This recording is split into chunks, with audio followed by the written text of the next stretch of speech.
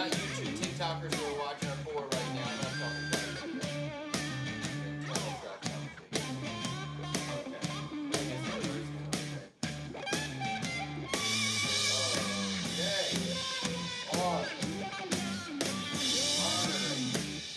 oh my God, it's Carol moving up. Yeah, take it down the barrel there from my mother. Down the barrel. Almost. I still can't see anything. We're getting started very soon. Here we go. Oh, there we go. Hello, Mom. This is a personal conversation between me and my mother, everybody else. We're doing just fine. Don't worry. We'll give you a call in a day or two. It's been a lot of work, but we're almost done.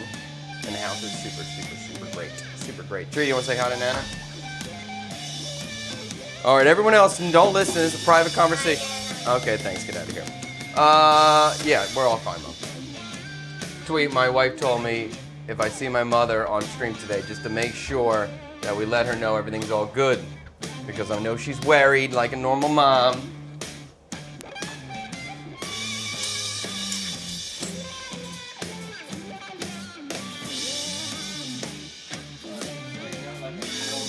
Like a great mom.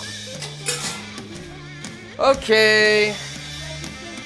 Cyber Daddy. Might have to come for our first Indian fusion. Cyber Daddy, if you don't come, we got problems, okay? You're the one who's been requesting this stupid thing for so long. It's not stupid. I think it might be good. I'm a little excited about it. I'm sure, I mean, it's so fatty. How could it be bad? It's just if the flavor's going to work out.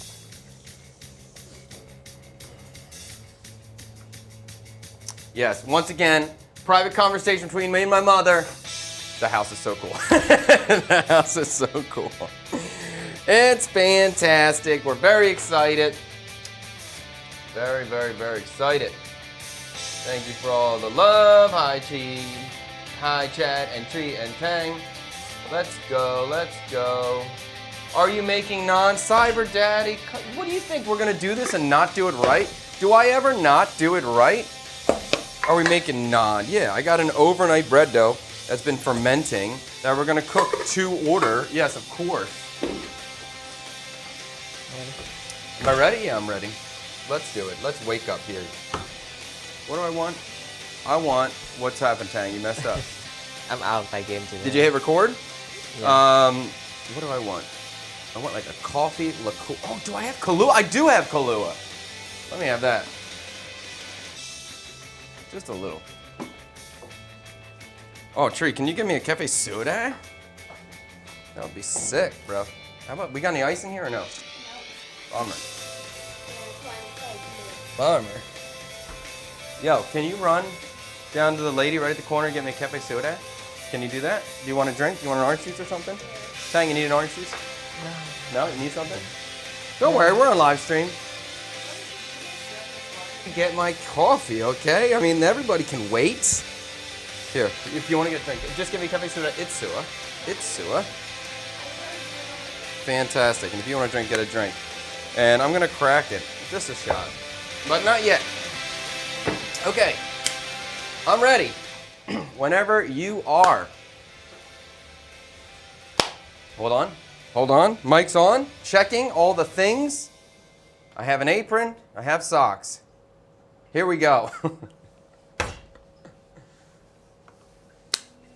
Welcome to CKSK, the Chad Kubanoff Studio Kitchen. I'm Chad Kubanoff. This is my studio kitchen. Today, we are cooking the comments, the show where you pick the ingredients and I have to do something with it.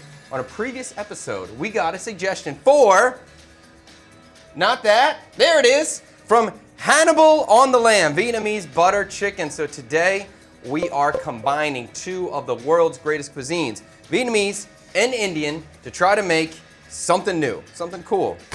Although, I don't know, butter chicken I think originated in the UK from Indian restaurants for the UK palate and then developed over time, and I think now it's made in the Indian region a lot as well. Let's make it. I don't know much. Wait a minute, hold on. Do I have pants? Yes, I got pants. Thank you, EE, for the reminder. I had to double check. In fact, they're shorts, but I don't want to show you that because that would be unprofessional. Oh, by the way, we are streaming live on YouTube, TikTok, Twitch, and Kick. And if you're watching on TikTok, you're over here on this camera because TikTok doesn't like restream and doesn't want to work with our program, but that's fine. You can be over here with your behind the scenes angle. If you'd like to see all the other cameras, there are 7 of them in this studio, and better audio, you can see it, you can watch this show on a different platform, but if you like being over there, hang out over there. Regardless of where you are watching, I can see your chat over here, and I will highlight your chat as we go through this. If for some reason I miss your message, chat, whatever, just throw it in there again, and I'll get to it eventually. TikTok for you guys over there, unfortunately, when I highlight the chat, you won't be able to see it. Part of the game. I'll just try to repeat it so you guys can know. But if I miss anything, let me know. Maycom, this is a good point. There's an interesting things to do. When I heard butter chicken, I didn't know how funny I wanted to be with it or how strict I wanted to be with it. Because butter in Vietnam is an interesting word. The word butter is ba, and ba means butter. It also means margarine. It also means avocado. And it also basically means mayonnaise. Whoa, we got a new camera angle that's really orange.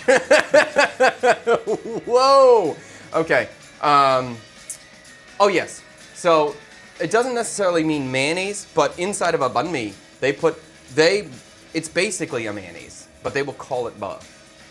It's a little confusing. So I was like, there's a part of me that wanted to make butter chicken with the margarine or even with like an avocado puree, and just to be playful with the wording. I didn't do it. I'm not doing it. If we want to do that again in the future, if we want to vote on a Vietnamese butter chicken again and kind of go that direction, let me know. We can do it. But today I'm going to try to replicate the Indian style, or the Indian fusion style, I guess you would say, utilizing more Vietnamese focused flavors. That's the idea. And when I looked at, I'm not going to claim in any way to be any expert on Indian food in any way. Okay, so I'm just going for it.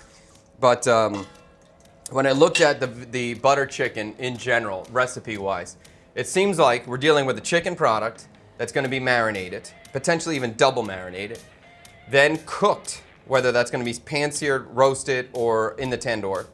Then we're going to make a sauce. The sauce is going to be with tomatoes and onions and lots of spices and cashew. We're going to blend the sauce. Then we're going to combine the cooked chicken with the blended sauce and then serve that with a rice or a bread. So like that's kind of my thing. I got to marinate the chicken. I got to cook the chicken. I got to make a creamy sauce. I got to put the chicken in the creamy sauce, cook it longer, and then serve it with a side, rice or bread. I do have some bread, naan. Well, let me show you that now. So I'm really into this overnight sourdough starter thing. Wait a minute. Do I got too many things on my board? Is this okay? All right. All right. No, I mean like, you're gonna show the bread first, right? I'm not gonna show the bread. I'm just talking about the bread just for 5 seconds. Okay, I'm not gonna do the bread. I'm just for the people that are watching this stream right now. As we're making this live stream, we are also shooting a YouTube video. So there are times where we may repeat ourselves, or he needs to get the B-roll shot. By the way, we got our killer producer over there, Mr. Tang, the perfect producer, Mr. Victory himself, the wonderful, beautiful, young, Viet-blooded, fantastic champion of justice, Mr. Victory over there. There he is. He's got a whole setup. He's a crusher. He's doing everything great. Okay. Yes, the bread. Anyway, I've really been into sourdough. I've been making so much sourdough. It's unbelievable. And it's just for my family. But so this is a sourdough-based dough I made last night because I like the overnight proof method. The only thing I did differently that I don't do is I added some coconut milk and coconut water in replacement for the water.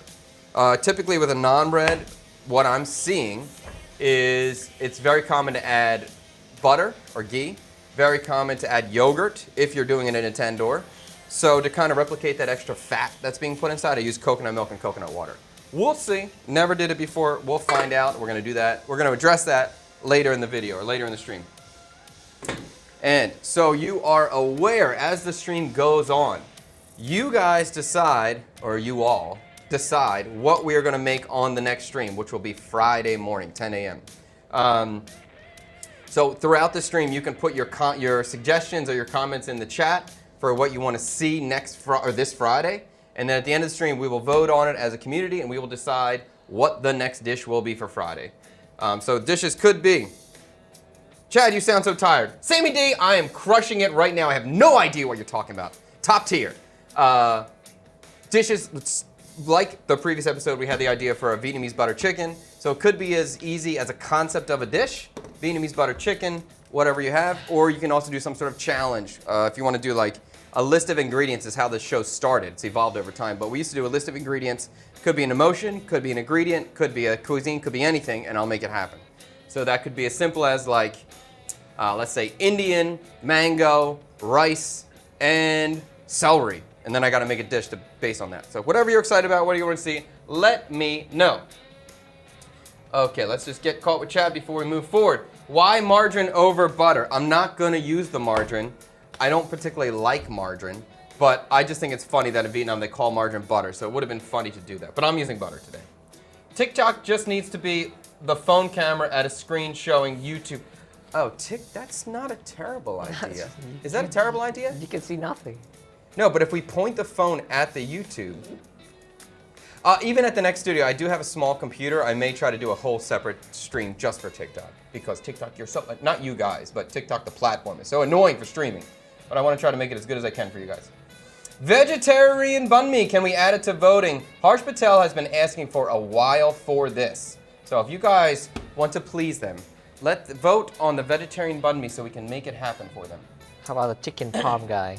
Say what? How about the chicken The chicken parm guy, yes. I would love that via chicken parm sandwich. Whenever that happens, I'm going to be pumped. This is literally so hard to watch. What's wrong, Andrew? Jamaican Vietnamese would be interesting. Okay, let's get started. So, something that's interesting to me, I've never seen before, is apparently this is a common Indian marination technique where there's kind of a double marination going on. So there's an initial marinade of the chicken, and then there's a secondary marinade. The initial marinade I got going on right here. So this is chicken thighs that are boneless, skinless, and are sitting in some lime juice, fish sauce, and annatto seed powder. So this has been sitting here for about 20 minutes, probably this way. I don't understand this style of marination. I don't know why this is gonna make a difference if I just make the completed marinade, put it on there and let it sit, compared to doing this first step, second step marinade. I'm not gonna argue. I had the time, whatever, I did it. So here's the chicken thighs with lime juice, annatto seed, and fish sauce. Typically for the butter chicken, I saw this as lemon juice, I believe they used. Maybe it was lime. Salt and chili powder.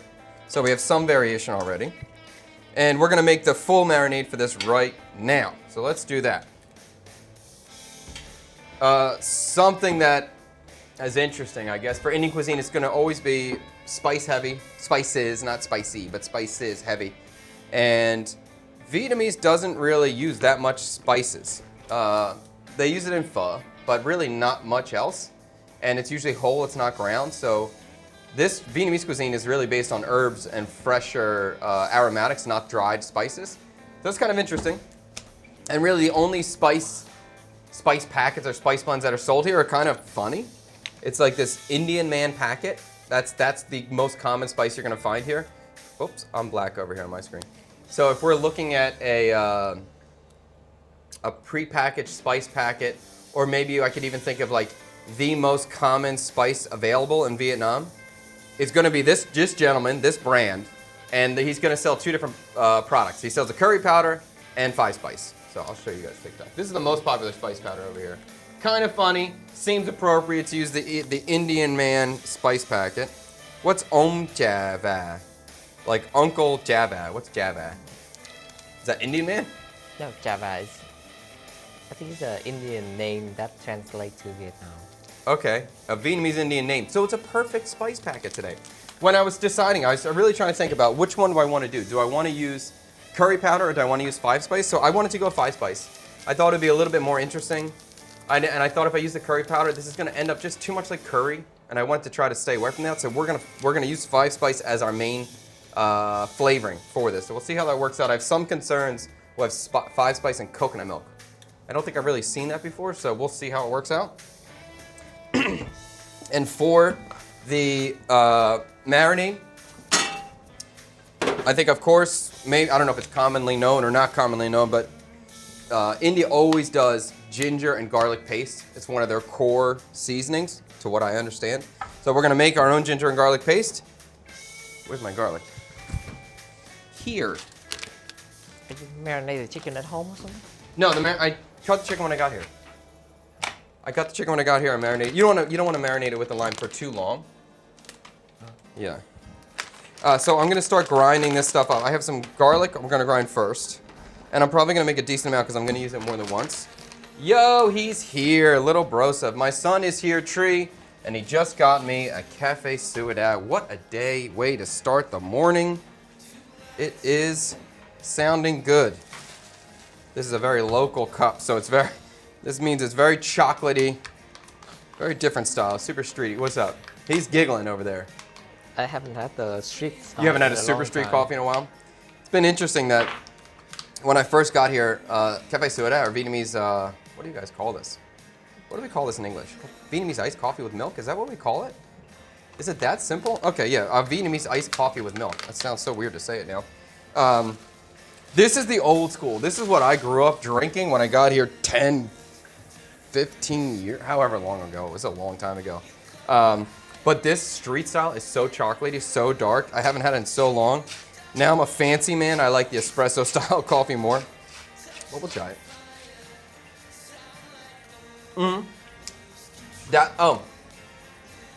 That lamb is pointing out that this is a Saigonese company made in Saigon. They do offer many more products. They have like instant pho seasoning, instant bom bò seasoning. But in terms of the spice blends, I think I only see the curry and the 5 spice. I could be wrong about that. Hold on. I just want to try this. Okay. Chicken parm guys back. Huh? Chicken parm. Chicken parm! Yo, let's do it. Okay.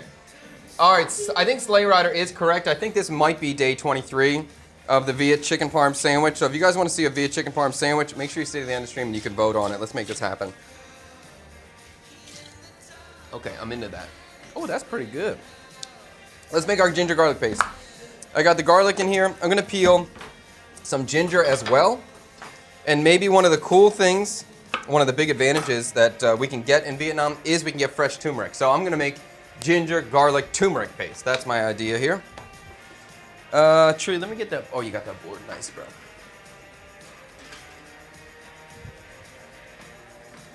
All right, let's see if we can find the peeler. The magical mystery peeler. Sometimes it's here, sometimes it's not. It seems to be MIA right now, but that's okay. I got a paring knife. Missing in action. Yeah.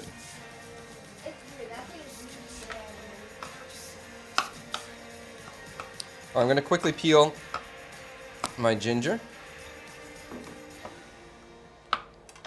And I think what I would say ginger garlic puree is almost in most. Actually, you know what? I'm going to speak out of pocket. I don't know. I don't know much about Indian cuisine. I see it being used a lot, but I know there's a lot of regions in India, so maybe other regions don't use it a lot. But it seems fairly common for the ignorant cook that this is a staple of the flavoring. Okay. Peel that. And if you've never worked with fresh turmeric before, that's why I have a whole nother board out on top, because it will stain your board. Hard to get off, so I'm going to peel it all on this board and cut it all on this board. Try to keep my work area clean.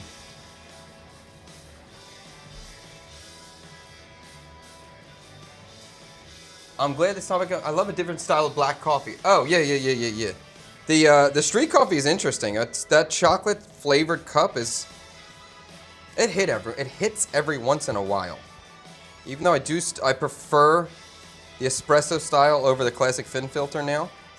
It's taken me a long time, but now I do prefer that old school style, or I prefer the new school style rather. But sometimes the old school style hits so good. Tang, do you have a preference? I like the espresso style. You like espresso style? Yeah, that seems to be when I first came over, I was like I was very, what do I say? I was kind of an asshole about it. I really wanted the old school style, but now my palate has appreciated the espresso style. And it's weird, you'll see espresso machines on the street here, very fancy espresso machines. And they're all over the street, and then they're still selling their coffee for the same price as just using a fin filter. Financially doesn't make sense to me, but I appreciate it, thank you. I think Vietnamese prefer the espresso more. You think they do, yeah. and this traditional style is gonna disappear. Well, I hope that doesn't happen. I don't want to lose the tradition. I like having more options. I like variety, but I don't want to lose it. What's the difference between, for Michelle over here, what's the difference between ginger, turmeric, and galangal? They are dramatically different. Dramatically different. Turmeric is probably the easiest one to clarify because it's orange, so that's very different. Flavor-wise, they're all very, very different. Galangal is very floral. It's kind of soapy in a way with that florality. It's I don't want to say it's the most aggressive. They're all aggressive in their flavor, and the galangal has a different spiciness than ginger does. Turmeric is the least spicy of the three, but it still does have its kind of own sort of spice flavor to it. It's very hard to describe without tasting them directly, because as a rhizome, they look. It's not a root. They look similar. They peel similar. Galangal's the hardest to eat. Yeah, flavor-wise, it's very difficult to describe if we're not directly trying them. Okay, turmeric, fresh turmeric, but equally, I think they're all equally healthy. So the more you eat of them, the better. They're all fantastic. Galangal's probably the hardest to work with too, because it's very hard to peel. It's very hard to eat. It's very hard to blend. Even inside of it, there's parts of it that feel like ginger, but then there'll be like these really, really hard parts that are almost like a rock. It's so hard to cut. Okay, I'm gonna see if I can fit this all in one, if I can get this in here in one go. Let's find out. Let's hope. All right, that goes on. We'll blend this.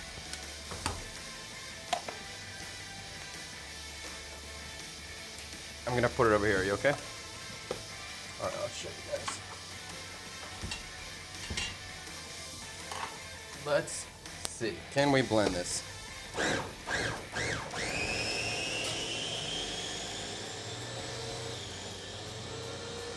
I'm gonna put a little bit of water in here just to help it. Wait, maybe I don't need to. Let's try again. No, I'll do a little water.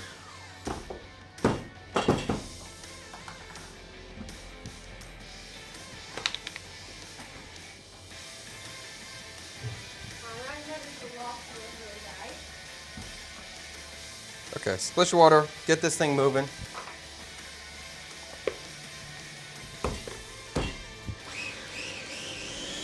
There we go. Now we're moving. Does it blend? Yes, it does, Fantastics. Yes, it does. Jack Reynolds, what do you love about food/cooking? That's like a simple question that I haven't really ever gotten, so that's kind of interesting. I think first and foremost, I'm an eater. I like eating. So I definitely fell in love with cooking because I like to eat, which, you know, kind of is a problem. But yeah, I definitely enjoyed, that was it. I enjoyed cooking. I enjoyed eating a lot. And then with the cooking part, now at this point,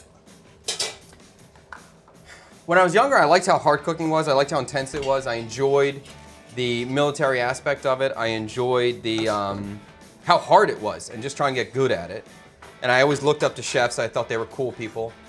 And at this point, I really just enjoy the creativity level of it. I enjoy that it's in the moment creativity, and I can make something new every single day and make something new all the time.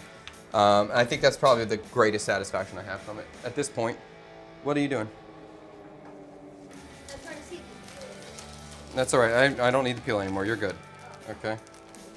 Let's just wipe down my board. Okay. So now we got our ginger. Looks pretty pasty. That'll work out. We got our ginger, garlic, and turmeric paste. We're gonna add some of this into our chicken marinade. So I'm gonna do this, wait, let me get this out of the way, get a nice shot for tang oi. Get this out of here.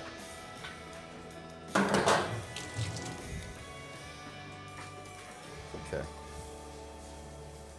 Okay. We'll add a little bit of our paste into our chicken marinade. I'm gonna use, I did find unsweetened yogurt. So I always see the marinade with this having yogurt in it. I thought about not using any yogurt at all. I thought I was just going to use coconut milk. But I did find unsweetened yogurt, so let's do it. It's Vietnamese style. It's Vietnam milk. Vietnam does make a lot of yogurt. It's great. It's a different style, but it's very good. So let's see how it works in this marinade. So I'm going to add the whole... Oh, sorry. Here, yogurt. Do you want the one with the label on it? No, it's fine. Okay.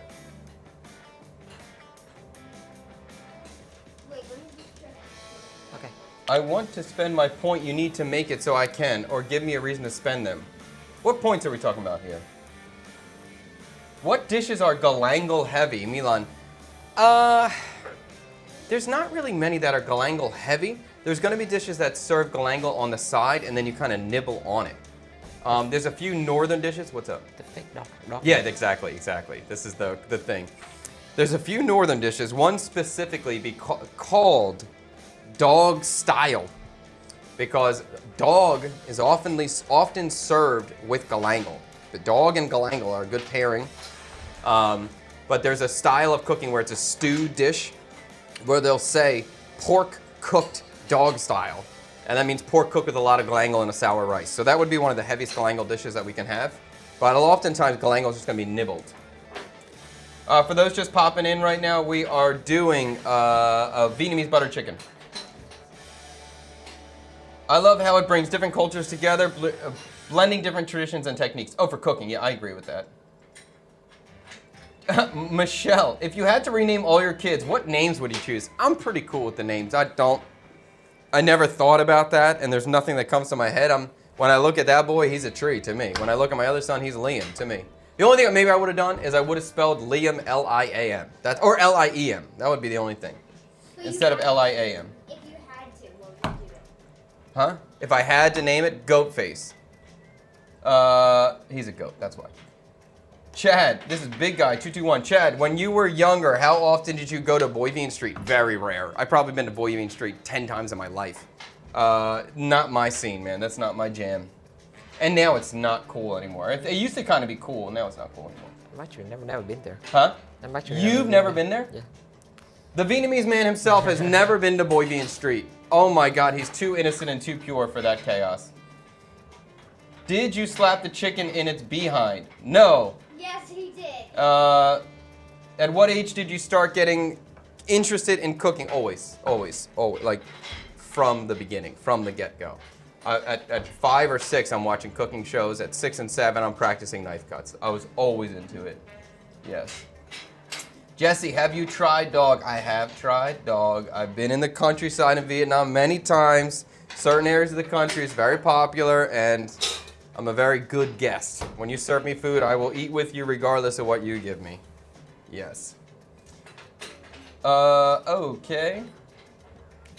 Oh, by the way, thanks for the suggestion for cooking broccoli with oyster sauce. One kid likes it, but the other still doesn't like broccoli. Trying to slowly get her to roll it like by cooking in different ways. Yes.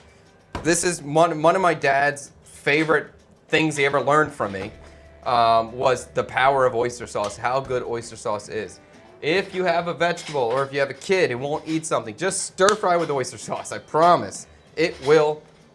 There's a, let's say, 80% chance that they're gonna like it. Dean 1301, how is the new house treating you? The new house is amazing. Let me marinate the stuff before, and then we can talk. Okay, I'm gonna put in a whole thing of yogurt. This is unsweetened yogurt, as I said, so that's going right in. Then, what else? Maybe that's it. Yeah. Dad, let's back. Yeah. I'm gonna do a little bit of coconut milk in here as well. Not a lot. But we do see, basically, like butter chicken's a very heavy, fatty dish with cream and butter. So the obvious substitution for cream when we're dealing with Vietnam is coconut milk, so we're gonna do some of that. So I'm gonna do some coconut milk in here. Okay. We'll give this a mix.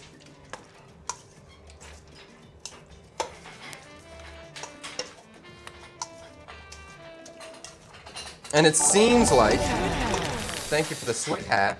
It seems like with the Indian cuisine, or at least this particular dish, we continue to reinforce the spice blend. So we're gonna add some 5 spice into this mixture now, and then we're gonna add some 5 spice into the sauce as well. I'm not gonna add a lot in here, but I think this is gonna be a higher level of spice than I would typically use normally. So I'm gonna do a little bit there. We'll mix this up, we'll let this sit. It's very fragrant. Okay, I just wanted to get the yogurt on there so we could be marinating while we're talking. Bada bing. You happy with that shot, Tang? Have you ever cooked a good burger yet? Yeah, many. I've cooked a lot of good burgers. A lot. Chad's mic is having connection issues. Oh no! That's on YouTube. Anybody else having problems hearing the mic? Oh, come on now. Another dish that's been recommended a few times but has never won the vote. A s'mores French toast and coffee caramel sauce. That sounds so good. Gaywin Keen, what's an underrated cuisine in your opinion? I think for me right now, underrated. I mean, I think wait, let me not turn around and talk. I think underrated would kind of be like unknown. Because I think most cuisines that are known are pretty properly rated.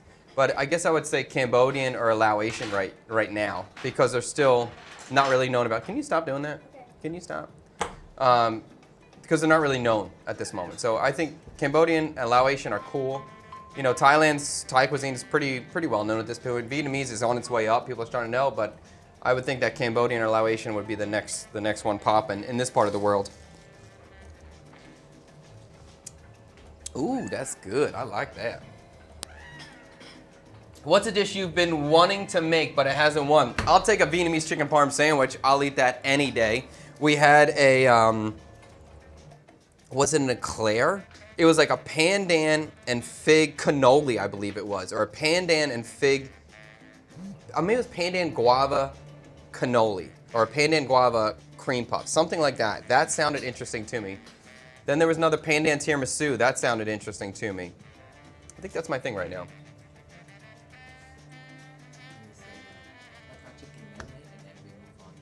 All right, so we're gonna let that chicken marinate and then we'll move on to the next step.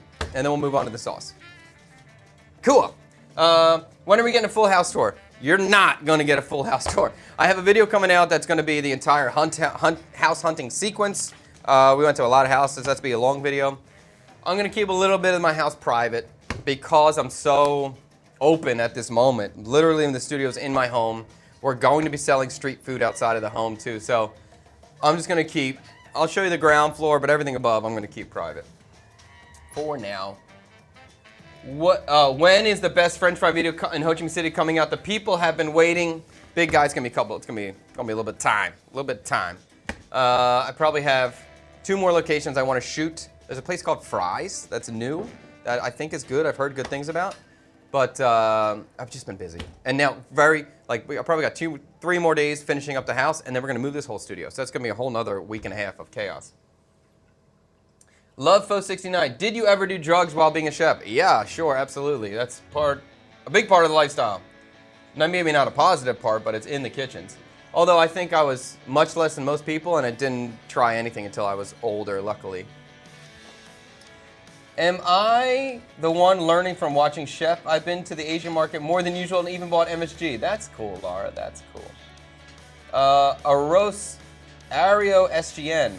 What is the most difficult truth you faced when you first pursued a cooking career? Something that was different compared to what you thought. Cooking sucks. Working in a kitchen sucks. Being a chef sucks. It's a bad life. It's not good. You don't make a lot of money. You work your ass off. It just sucks. And that's a reality. I don't see that changing. And you either love it so much you don't care, or you quit. That's it. It's a horrible job. It's a horrible life. Chef, have you ever tried Filipino food? I'll give you one more thing. The most difficult truth, too, is marketing is the most important thing. The food doesn't matter at the restaurant. Marketing is most important, then service, then food. That's difficult for a chef to accept, but it's the reality. Chef, have you ever tried Filipino food? Would you do a Filipino-Vietnamese fusion dish? I need to know what you'd create. I would absolutely do any fusion dish you guys want to see, so put it in the chat. I'm down for it. Have I tried Filipino food? A little bit. I'm just trying to think, have I tried anything like really authentic? I'm gonna say no. Like I've had adobo, but I don't know if it was truly authentic. I've never been to the Philippines, so there's definitely, I wouldn't want to say that I'm really comfortable or feel like I know what I'm talking about in that area. I've seen a lot of dishes online. What's it, Sig? Like there's some stuff that looks good to me. There's some stir-fried noodles that look cool. Oh, research Twitch points. Okay, Sammy, I'll check out Twitch points. Thanks, buddy. I'll check it out. Woo! You guys are rolling in the chat today. Hard to move forward here. Love the transparency. Thank you. Viet, pursuing a cooking career sounds like working at your parents' restaurant for free. Yeah, it's kind of like that. I was going to say it's less yelling, but maybe not. It's a different kind of yelling.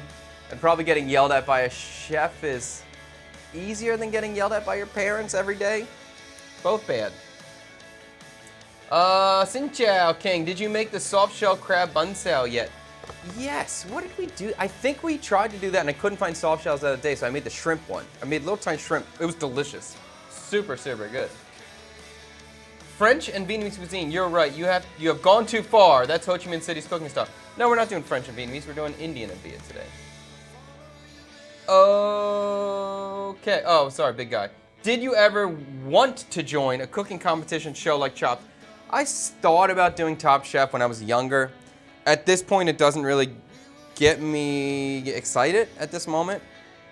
Maybe I would do it in the future, but it's not a driving instinct for me right now. I'm so locked into what I'm doing. Like I'm so head down every day. Just keep going. I'm overly busy. It doesn't, and I'm not looking for marketing right now, and I'm not looking for a grand prize to open a restaurant or anything like that. No interest in doing any of that stuff. Yeah. Is that it? Are you excited? Oh, what happened? Oh, we got a tier. Subscribe to tier 1. They've been subscribed for 3 months. Curly 3-month streak. Yeah, Bake Chef 420. That's my kind of guy right there. Let's all be a little bit more like Bake Chef 420. Okay. All right, last one. They're going to move forward. Lamb Chop on Twitch, purely because you're a Twitch comment, and we love our Twitch viewers just as much as we love our TikTok viewers and our YouTube viewers and our Tik viewers. Every viewer we love. What's a big stereotype about Vietnam that you found to be incorrect when you first arrived? Good question. About Vietnam in general. I'm going to think about that. I don't have an immediate answer. When I first arrived, yeah. And currently is two different things. Because I have to go back to when I first arrived and my own thought process. Yeah, I'm trying to think. Like I had cultural shocks, but I didn't have like a stereotype in my mind that was inaccurate. I guess I was under the impression, or I was perfectly ready for people to hate me when I got here. I thought I'm an American coming to this place, and I just expected to be hated. And that was the opposite of what I experienced. I experienced, I don't want to say generosity, welcomingness, hospitality. I experienced hospitality and welcomingness immediately. I did experience some hatred and uncomfortableness in the north, in Hanoi, but in the south, in the central, 0% at all, at all. So that definitely, I don't know if that's a stereotype or not, but that was in my head, and I was surprised when I got there, yeah. I guess maybe, Master of Splits is bringing up, oh right, it's a communist country.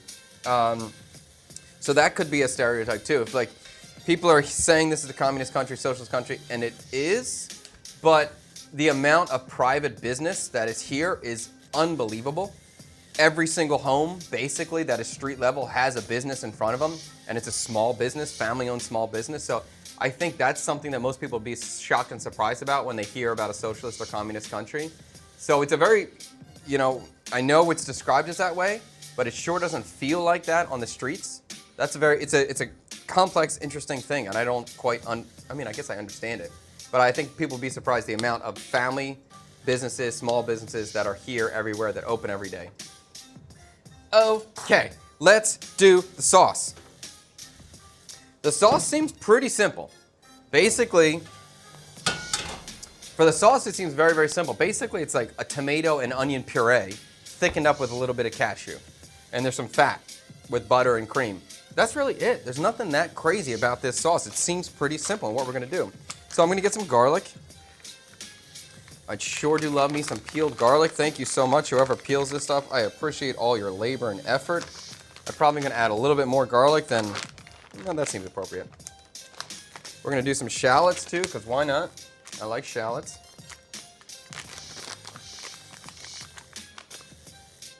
Okay. How was it like being in the north? How did you know? The north was, I was in Hanoi, and I just had a guy told me that my father killed his father. So that was a very uncomfortable moment. And a couple people said just similar kind of things to that. So my wife and I were like, we should go. We should probably leave this hotel. And even my wife is a southerner.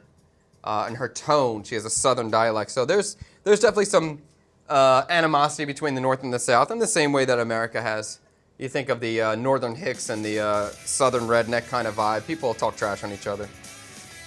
Reminder, it's 10 years ago. That was 10 years ago? That's still That's true. 10 years ago, See, right? listen, the Vietnamese man is going to try to pretend like everything's fine. I know southern girls who go to the north and get catcalled all the time and get talk trash on. To be a southern? To be a southern Vietnamese going to northern Vietnam? I mean, that's an old generation thing. We got a northern Vietnamese in this house right now, so he's got his own defense. No? Disagree? Yeah. I think you're incorrect about this one. I think it's just old people and older generation. Maybe. Really, Maybe. Really hatred people and not really open-minded. Yeah, but I think northerners tend to be more closed-minded than southerners. Do you agree with Yeah, that? Yeah. Okay. Eating dog without knowing would be one thing that would freak me out. Every time I had dog, I knew it. I knew what I was presented with. We're at a dinner table in the countryside. No one's trying to trick me or anything. This is just what's served for dinner. So I was never surprised or shocked or tricked in any way or anything like that. I don't think that would really occur. Or no one would try to sell dog meat and say it's something else. That wouldn't occur. All right, so I got the onions. I'm going to cut these up big.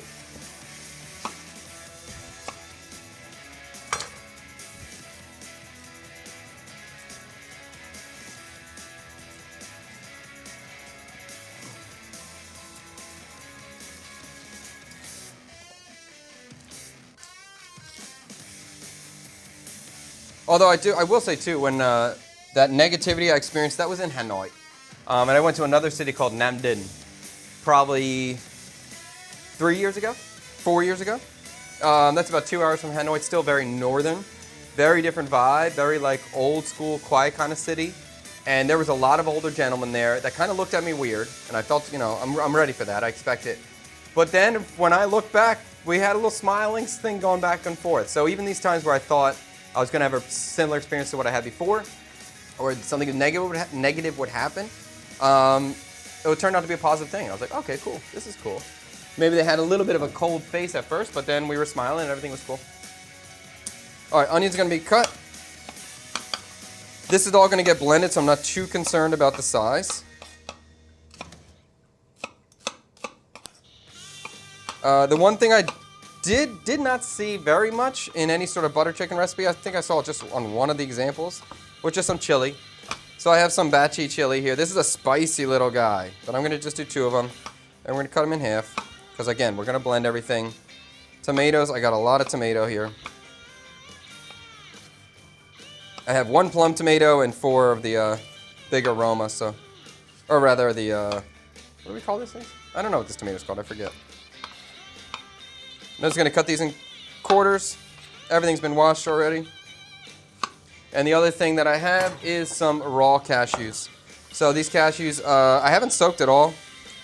Usually, if I'm making cashew puree, I soak these overnight. But the recipes I saw for the butter chicken, they just threw it right in there. So that's what we're going to do.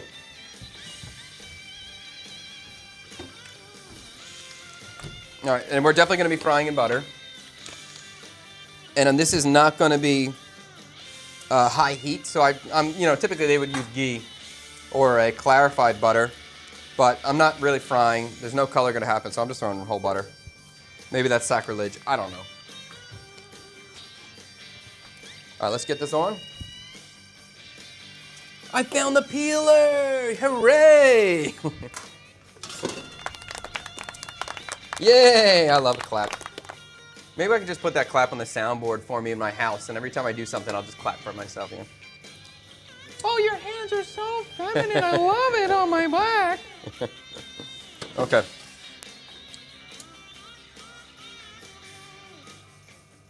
right, let me just get this other burner on.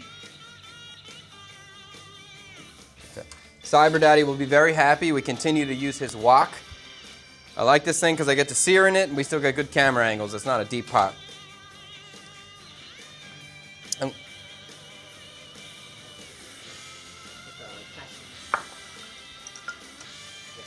Okay, while Tang gets his B-roll, let's get caught up in here.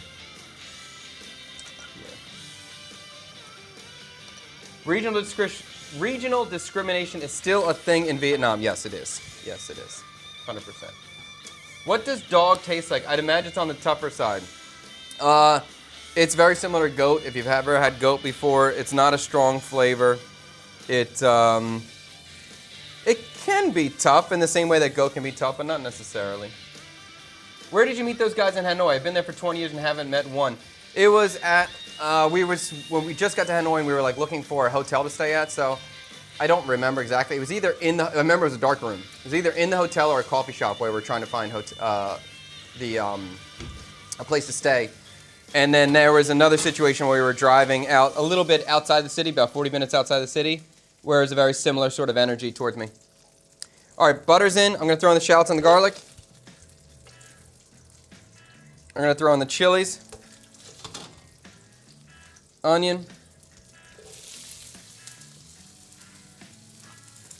Oh, I forgot. We're going to throw in the ginger garlic paste too, and the turmeric, a good amount of this.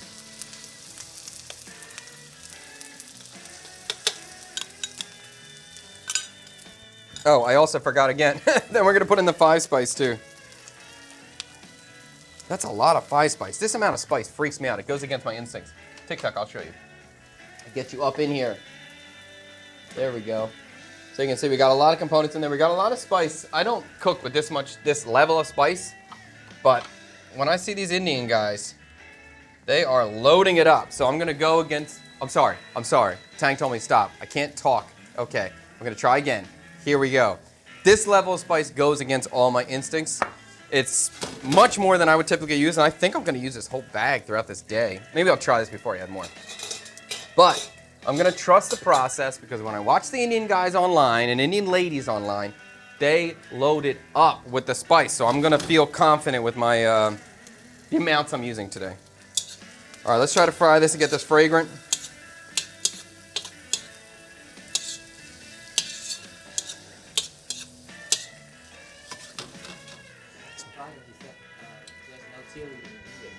No, just in this, butter chicken is known as not a spicy dish. Yeah, that's why butter chicken is so popular, especially in UK, because they can eat it because it's not spicy. Yeah. This is just like a fattening, creamy dish. It's like tomato. It's almost like penne alla vodka. It's like a pink sauce, like tomato and cream with chicken, and then bread and rice. So it's pretty hard for anyone not to like it.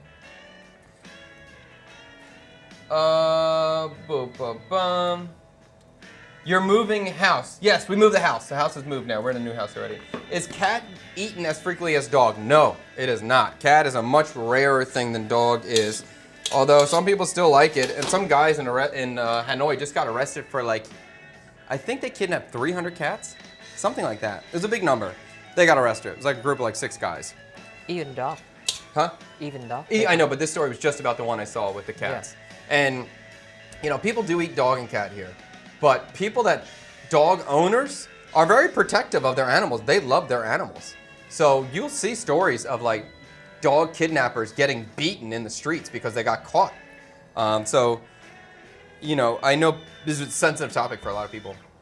But the dog owners and the cat owners love their animals and they will defend them with vigor. You'll see it all the time. Yeah, I see like the neighborhood coming after these guys on a motorbike with sticks and trying to beat them down. There's a saying that dog and cat stealer, better hope the police say them first before they get beat to death. You're not recording on that mic, you know that? Oh, fantastic. I hope if you can hear Tang, let me know. But that was kind of an interesting little thing. I never heard that. Do they eat dogs in private areas? No. Okay. Have you had any more ant attacks in the kitchen since the last one? No, because our mortar and pestle, I didn't put it back in that cork area. Who's this? Someone's here. Oh my God, it's Cyber Daddy's here. What up? Cyber Daddy is here. Ooh, I smell lots of things. Do you smell things? I smell things. This is a higher level of spice than I've ever used. Different. That's a different scent. Yeah. I can't even tell you what that is.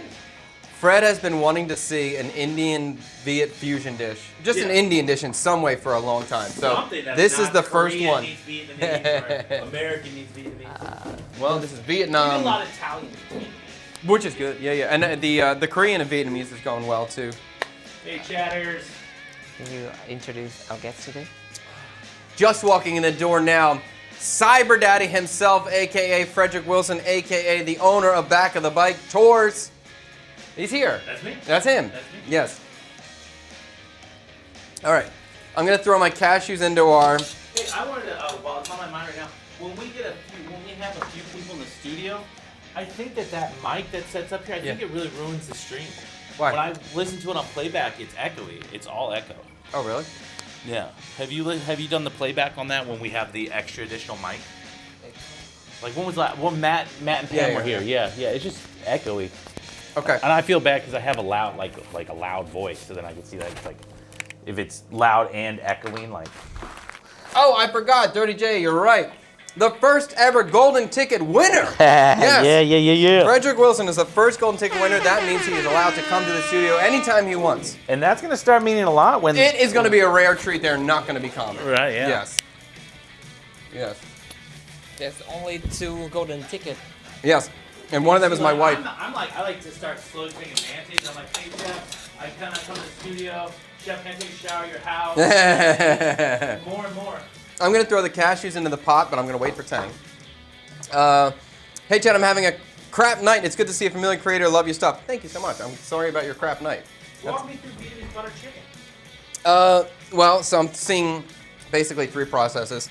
Marinating the meat, grilling the meat, making the tomato sauce, combining the meat with the tomato sauce, stewing it again, and then serving with a starch of some kind. Okay. And the marination of the meat had yogurt. So I did use Vinamilk yogurt, unsweetened, coconut milk. I think it's very solid. I use it all the time. I use lime juice. Vinamilk or Dilat milk? Vinamilk. I'll use Dilat milk. I found Vinamilk unsweetened, so I use that. Okay.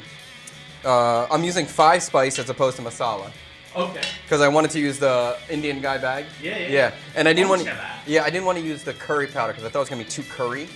So I have some concerns about the 5 spice and coconut milk, but we'll see. So this first the chicken marinated with the lime juice, and now it's got this. And now we're making the sauce with a lot of the 5 spice, tomato, onion, ginger, garlic, turmeric, and the cashews. Can I throw the cashews in yet? Wait a second. We're waiting for Tang. Mic up first. Okay, hold on. We're gonna get Freddie mic'd up first. What up, Tree? Thanks. Okay. Go. Soon the Okay. walls will be glass, so there'll be no mics. Cashews are going in. All right, here we go. And then we're gonna throw our tomatoes in as well. All right, tomatoes are going in.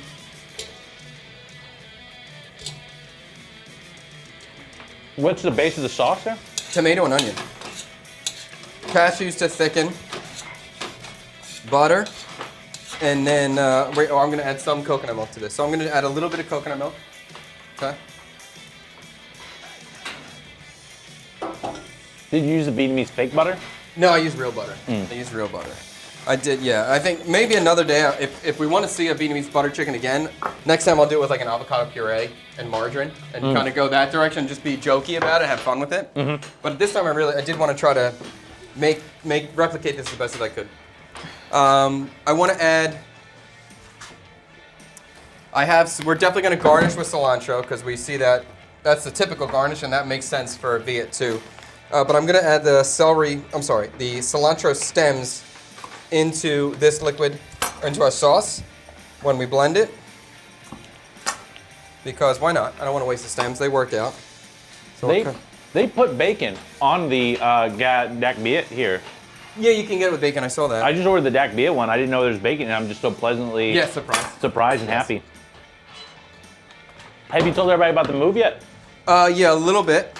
So how are we looking? It's amazing. It's amazing. The other flavoring I want to do inside the sauce is going to be lemongrass. So that's going to be something that makes this pop out, makes this a little bit different, and kind of brings that vid out too. So I'm not going to cut it, or rather mince it. I'm going to keep it whole, but I'm just going to slit it so we can get that flavor out.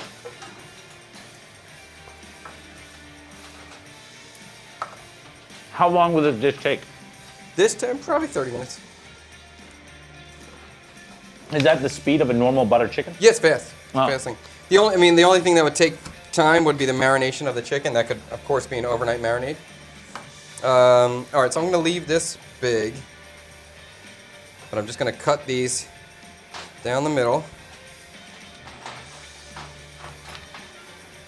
Hold it, hold Okay? it. Yeah, hold it. Oh, I'm holding. I'm waiting. Good time to catch up. Eat it with club crackers. Wait, what? Oh, is this an idea here? Cream cheese, shrimp, celery, green onions, Old Bay, sugar, and gelatin? Wait a minute. Am I missing something? Is this something your mom made? I just made my grandmother's shrimp mold dip for the first time. Oh, there we go. Cream cheese, shrimp, celery, green onions, Old Bay, and sugar gelatin. This is shiny sunflower. Some of these old gelatin stuff are weird, but they can be good. Yeah, sorry. I've been watching you for almost 2 years now. Love cook and love to watch your. Love to cook and love to watch you cook, man. Thank you, S. YouTube, no audio. YouTube, no audio. Love Fuzz 69. Does Cyber Daddy hit the gym? He looks massive strong. Sometimes. What's a dish that you have recently heard about but haven't had a chance to eat yet? There's something that just comes to the top of my head, so that's the answer. I drove by a spot last night, and it said Bun Op. I think it said Bun Op Liu Jiao. I believe that's what it said, and it looked Chinese. And I think it's this Chinese snail soup dish that has peanuts in it and little crackers. I've seen this dish in China, and I've had instant noodle versions of it, and I think they have it on the street now. So I'm really excited. I want to eat that. I literally just saw it last night. I got so excited when I drove by it. But let me think. Another dish. I haven't tried. This isn't a dish, but it's a location. I haven't tried Cam Tam Baguette yet. I really would like to try that. I've heard that's great, Cam Tam. I want to try pho chua, the sour pho. I've never had that before. I'd like to try that. Really? I've never had it. I thought we found one in the banana market. You told me about it, but I never tried it. There's a few, and let me think. There's probably two. And I mean, if we're going outside of Vietnamese cuisine, there's a lot. There's a crap ton. Like, there's way more than I could start listing. I would like to try that Chinese crepe thing where they cook it on the spinning hot thing. It's like a giant crepe, and on the inside they put like a crispy fried thing. And they put lettuce and they roll it and wrap it, and it's a breakfast sandwich. And they put it, after they make the crepe batter, they put an egg on it, push the egg around. That sounds good. Yeah, it kind of looks cool. I bet you it's not amazing, but it kind of looks cool. Oh.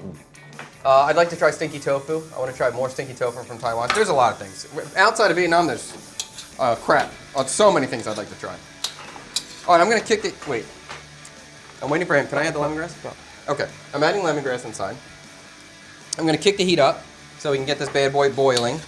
And now that I'm adding tomatoes into here, I'm not worried about it burning because I'll have moisture that's going to get pulled out. I'm going to add some fish sauce because we need some salt in here. I'm probably going to finish this with butter. I'm just thinking if I want to add any sugar in here. Unless I have coconut water. Do I have coconut water? Do you have a favorite American dish, chef? I think a cheeseburger is pretty damn hard to beat. I'm going to add a little sugar in here. I don't love going for that one because it's kind of like pho, you know, like the most known dish that comes from America, but I feel like we do have like better stuff that we eat. It's freaking good. Cheeseburgers are amazing. That's a top tier thing right there. All right, what is your, besides a burger, let's go. American dish? I think American breakfast is pretty good. Oh, sometimes when you're in the mood for an American breakfast, it's pretty damn good. And for me, that would be probably a waffle for my starch. 2 eggs, crispy hash browns, extra crispy hash browns, scrapple if I can pick it. Otherwise, a sausage patty if there's no scrapple option. That's pretty damn tasty. Hot sauce. Anything else? Yeah, I'll leave it at that. Scrambled eggs, I think I lean towards gumbo.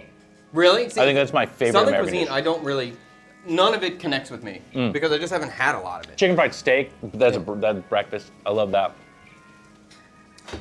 Biscuits are cool. Fried chicken. I had a piece of fried chicken the day we moved. It was unbelievable. Just a piece of chicken thigh. There was nothing on it. It was just incredible. Where? Texas. Oh, chicken. okay. Oh, yeah, yeah. We just ordered it at the house delivery, but it just was so perfect. So I think fried chicken is one of the best foods on the planet. I don't think it's pretty hard to beat fried chicken. Somebody just bought fish sauce for the first time, Chef. Give us a 20-second breakdown on how you use fish sauce. Oh my God, that's so hard. Just think of it as salt. So anytime you're going to add salt to something, add 50% salt and 50% fish. Maybe start with 70% salt, 30% fish sauce. Regardless of what you're cooking, regardless of the cuisine, start with that. That's a good first step to start incorporating into your normal cooking. Okay, so we're gonna cook this down until we see these tomatoes start to break down. I might even throw a lid on top of it.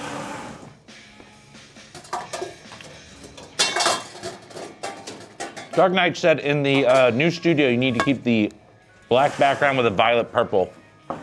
Need to keep the black background. You're not getting a black background. It is a lighter gray background, and Tang is pumped about it. Oh.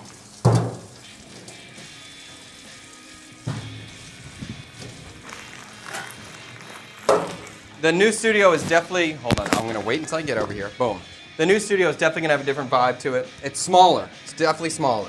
There's some trimming that's gonna need to occur with my setup. And it's brighter, and there's so many windows. It's very cool. Very cool. Somebody remind you to re-up. You had to use chinsu the other day. You're out I of... do need fish sauce. I was like, this is a rare situation where I'm actually like low on fish sauce. That seems to never happen. Is Indian food very subpar in Vietnam? I mean, I'm not an expert, but I think every time I go out to Indian, I think it's quite good. I like onion. We don't eat it a lot. My wife doesn't like it. So they're saying it's subpar in Vietnam. Yeah, I can't comment on that. I don't know. One more question, please. If you had time to learn a new cuisine, what would you pick? That's a great question. Heemy, great question. I think I would like to get more comfortable with Mexican food. I think Mexican and Vietnamese have a lot of similarities. I think if I got strong with Mexican, there's some interesting things that could occur. That would probably be my top one. Like when I'm thinking, I like Greek food, but that seems pretty simple. I think I feel pretty comfortable with European in general. I feel like I can work my way around it. Maybe I'd be a little bit intrigued about Russian because it's a little bit out there for me. I don't know what to really expect in that situation. But I think Mexican's probably the top for me. Yeah.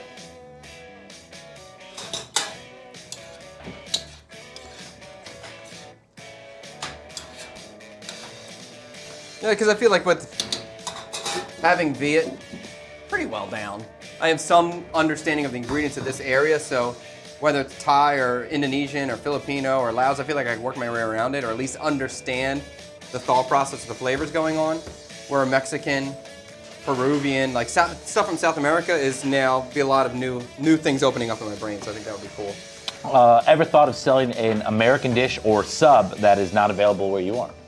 Yeah, cheesesteaks, yeah, for sure. If we can get a solid cheesesteak going, even that po' boy sandwich we had a couple weeks back, frick, banger. This new house that we got, we will be doing quarterly pop-ups on the street. So things that are bangers from CKSK, from the streams, we will then sell on the street for maybe 3 months at a time. So that I'm really excited about. We'll start doing that, and that'll be a really cool thing. So you guys can try these things that get 10 out of 10 in the studio. You'll be able to get them on the street and try them. And I think that's going to be such a cool thing. Mekong has been wanting to try Texas chicken wraps. I can tell you what, every time I order Texas chicken, yeah, I'm ordering wraps. He's ordering wraps. Yeah. This is a lesson from an older, experienced man. Just get chicken on the bone, nothing beats it. Every time you try to do anything fancy, sandwich, layered, just get a piece of fried chicken on the bone. It's the best thing there is. The wraps are pretty good, I'll tell you that. The wraps are good. Wrap, pretty good. It's good, but every time I just have chicken on the bone, nothing's better than it. And Dark Knight asked about my daughter. She's doing great, guys. She's doing great. Daughter is good. I think we're moving We're just moving forward now. I think she's got to get the stitches out. My wife might be going to the hospital in the afternoon to get the stitches out. And For the 2 little dots? The yeah, stitches well, in one's those? a big incision. Did Oh, I ever really? show you the picture? No, you never I'll show you a showed. picture Oh, of what okay. it looks like. Okay. Yeah, there's a big incision that has a lot of stitches there. But yeah, we're moving forward. Dessert idea, would this work? Vietnamese coffee flavored chocolate brownies like coconut and cafe moi. Yeah, that would be cool. Yeah, that'd be awesome. I think a cafe moi brownie would be a good idea. When you're reading that, did you highlight it? Yeah, I highlighted it. Oh, so unfortunately, I can't see when you highlight it. Maybe it might take you 2 seconds to pop up or something. Did you see the? I put it up on the screen now. Chad, what type of herbs and veggies are you planning to grow at the new house, and will you use it? I don't know. I'm very excited. I don't know. Like, there's the reality of like, herbs are so cheap here, so does it make sense to just grow the normal stuff? I'm gonna try to grow stuff that's rare that I would want to use, but my family's gonna eat in the studio all the time. That's probably gonna be our main eating space. So we will have basics. We're gonna have mint out there. We're gonna have small chilies, stuff that we would normally eat as a family, but I'll try to grow some specialty stuff as well. I'm open. I haven't thought about it too much. Right now it's just moving the house, then getting the studio set up before we do all the fancy non-necessary fun stuff. Somebody questions if Vietnamese really want Americanized sandwiches. And Yes. he feels like his friends here wouldn't. I disagree with that. Do you feel like Viet really want Americanized sandwiches too? Yeah, absolutely they do. McDonald's and Burger King doesn't crush. McDonald's crush. There's the new Italian restaurants crushing. The focaccia restaurant. The youth of Vietnam eat a ton of stuff that their parents didn't grow up eating. Yeah. And it's really changing. Yeah, and tacos, like, these are Vietnamese tacos. They're kind of inauthentic street tacos, but they're crushing right now. They're pumping. That's so popular. Vietnamese culture, Vietnamese food scene is always jumping on the next trend. They're always trying something new. They're very I feel like there was a bit of a lull after COVID because before that, when I first came here, do you remember what was popular when I first got here? I think it was Ban Quai Ma, the purple fried thing. It could have been. It was also Che Cook Back. Oh. Was really big then, and then right after that was the cheese sticks and lemon tea. Do you remember that phase? I remember cheese sticks, the Cheese lemon, point. huh? Cheese point. Oh, Cheese coin, but Point's that's newer, no. that's newer. This is all the cheese sticks, like Yeah, this is mozzarella just mozzarella sticks. sticks. Yeah, I remember Yeah, that. and it was that's spicy. paired with lemon tea. And then after that was street sushi. Yeah. Yeah. So but after COVID, I felt like there wasn't much happening for a really long time. Yeah. I feel like the tacos is the newest wave, but it was kind of delayed. Really? Yeah, I don't. When you first came here, did you remember seeing? Well, okay, you did do the trendy food stuff. Maybe that Yeah. stuff was popping up. Yeah, the smashed lemon tea was popular. Cheese coin was popular. This grilled milk tea, I thought it was going to blow up. It didn't blow up. That was surprised about that. Grilled milk tea. Yeah. They put tea in a pan and grilled it, and then toasted it, and then they added milk to it. It's delicious, but if it was from China, I don't know why it didn't pick up. I thought that was going to crush. Yeah. Oh, lap sung nung da, đúng rồi. That's another one that's big. Yep. Is he talking to a live studio audience? Yes, you. Hold on. I just saw it. Yeah, me and Fred now have two things in common: raps and hairstyle. And then he put the little clown emoji where it has the the space going down the middle. Yeah. I need to shave my face and my head. You guys can really see my where I'm bald at. This mixture is shockingly spicy. Ooh, I like that. I am surprised how spicy this is. You're not saying it in like a good way. I didn't expect it to be this spicy. Oh. But I like that because I feel like maybe I don't know. Is butter chicken like if you get butter the original? It's not spicy at all. Yeah, and is that because they have done that because that is the thing on the menu that people order if they don't want any Yes, spice? I think butter chicken comes from the UK. I don't think this is a traditional Indian dish. Oh, okay. It was made for the UK palate. That's why it became tikka so popular. masala a UK dish as well? We have entered the limit of my Indian cuisine knowledge. Okay. Yes. Oh, about those taco burritos carts. I watched your video. Get them without the lettuce and sauces and your own sauce much better. I agree 100%. Get it without the lettuce, dude. The grilled lettuce is so weird with those kind of tacos. Terrible. We saw this soul leave a few minutes ago. That's spicy. Yes, it is very spicy. All right, let's move forward. This is going to go. Let's cook the chicken. Okay. So the chicken is twice cooked. People recommend either cooking in tandoor. Obviously, that's the first choice. That's not a choice for us. We could roll it in the oven. You could roll in the air fryer or you can pan sear. We're gonna pan sear purely because I don't have my oven on. It'll take 35 minutes to heat it up. Oh, so it's not poached in the sauce? No, it's grilled first and then cooked in the sauce the second time. Oh, and then like the grilled flavor infuses into the sauce? Yes. Like, you know, that's one of my favorite things about a bún cha broth. Yes. Is that it just absorbs that grilled flavor so well. Yes. All right, so Is there something specific about bún cha that why it absorbs that flavor? No, I don't think so. I think it just goes straight from the grill, so the fat's glistening on the meatball, and then it goes into the fish sauce broth. So the juices just naturally go in there. It's a perfect pairing. It's amazing. Yeah. Bún cha is such a good dish. Okay.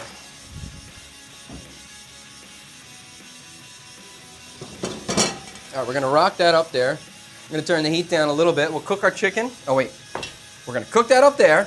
I'm gonna turn the heat down a little bit. We'll get our chicken cooked, and then we'll blend the sauce up. So let's get this pan down. This should be a really messy cook because it's so wet, and there's so much yogurt in here. But I'm excited.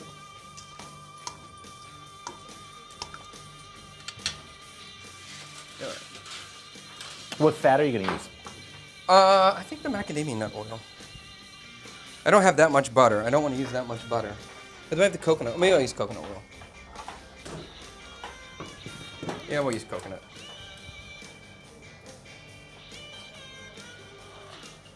My wife's mom sent us some chicken fat from her hometown, which has been nice to have in the fridge. Like, rendered already? Or just, oh, that's amazing. Yeah, it's Oh nice. my God, that's amazing. Yeah. Oh, and I really feel it's a missed opportunity. They should have used rice instead of French fries. What are we talking about here? I don't know. Mine stopped Oh, is updating. that for the tacos? Is that what we're talking about? I ordered I typically order my kebabs from Kebab Baufum, I think it's called. Yeah. I don't exactly know where it is, but they delivered out to us, and they added something on their menu recently that was kind of I think a play off these burritos, right? And I had the chicken one last night, and they threw some fries in there. The lettuce wasn't like too wilted or anything like that. There was maybe 2 pieces of chicken in there though, but Oh, really? all in all, it was pretty good for like How much were they? 55, Oh, that's okay. Yeah, that's 55K. I can see Chef Chad being very proud when he gets to use his grown crews to cook the comment stream. Oh, that'd be amazing. It'd be really cool. Yeah. Is he talking to a live studio audience? Yes, Rocket and Win, yes. Usually things are rare because they don't grow well. That's true, partly true, but it's also true that there's just not a market for it. So if I just grow for myself, so I can grow whatever the hell I want. I really want you to grow like super spicy chili. Super spicy Carolina chili? Reaper. Yeah. It doesn't do anything for me. I don't get excited about it. I will grow habanero and jalapeno, but I don't get any like drive or excitement by growing the hottest chili I can. I assume that if you can grow those plants, you get those seeds in here, you start growing, and you could then transfer that plant into like a little pot, a little pepper plant, and I think you could sell that for a few bucks here. Like Yeah, for sure. people would buy it just for the I guess novelty of it. Oh, Like, you mean the spicy ones? yeah. Oh, like, yeah. And then they have it. And this is my Carolina Reaper. Yeah. And have it in their home. They pull it out one time, for friends and stuff like that. Uh-oh. Is this the moment? Is this the moment where it's happening? Did I finally run out of gas? Oh no. Uh-oh. Is that still from the tank I filled up? Yo, I've been waiting for this tank to die for weeks. I kept knowing this was going to die on stream. I have a backup, so give me a second. Oh. But I was like, this whole time, I can't believe it lasted this long. When Chef was gone in America, I was in here cooking and doing something for the channel that I had, and the gas died, and I could not get the connector off of the barrel of gas. I don't know, what do we call that? Can of gas. Could not get it done. I had to call the people and have them remove it. I want to see how easily Chef can get this off. Well, I wish I had. I have a. There we go. I have a. Oh, that's baloney. They had to come in. They had to come in with a tool. Are you getting Chef doing this? Yeah. Yeah. I had a wrench. I was worried, but I couldn't find the wrench. But I'm okay. Oh So I'm still curious. So have you changed it since I changed it? Oh hell yeah. Oh, okay. Oh yeah. When I was doing the pop-up dinners, I changed this probably every 2 to 3 weeks. Okay, all right, that makes But so I haven't changed it since the last pop-up dinner, and that's been months. Yeah. So I was, and I knew it wasn't even a full tank. This one's not a full tank. This is probably a quarter, a third of a tank. Well, that's gonna be perfect. Time to move. It'll get us through today. Yeah. Yeah. But I'm just surprised it even lasted this long. Really. I bet you're really excited to move this studio. Holy cannoli! I'm very pumped. About the actual moving. Not the moving. I'm okay with that part. I've already. I heard of We did the hard. 3 months to the wall. We did the hard part. The house is the hard part already. You think this will be easy? Yeah, not easy, but easier. But I measured everything yesterday. I was in the studio trying to map it all out. It's definitely smaller. Yeah. Much That smaller. room is way smaller. Much smaller. Yes. But it's gonna fit. I don't even think it's long enough to fit this bar in there. It can fit the bar. The bar is gonna fit uncut. But there's no there's room to sit. Yes. Is that end gonna be against the wall? I'll be able to fit 12. No. Yes, I'll be able to really? seat. I'll be able to seat the 12 if I want to. It'll be a little bit tight, but it'll be enough room. But I will not have this back table. Oh no. I'm gonna have that bar that was in there. That's gonna be my back table. It's gonna be that big bar thing. Oh no. Yeah, it'll be okay. But this table's gonna go downstairs for the prep kitchen in the basement. So this will be our work table. Yeah. So no big deal. It's all gonna work out. We'll figure it out. Okay. All right, now we got, oh wait. Now we're cooking with gas. There we go.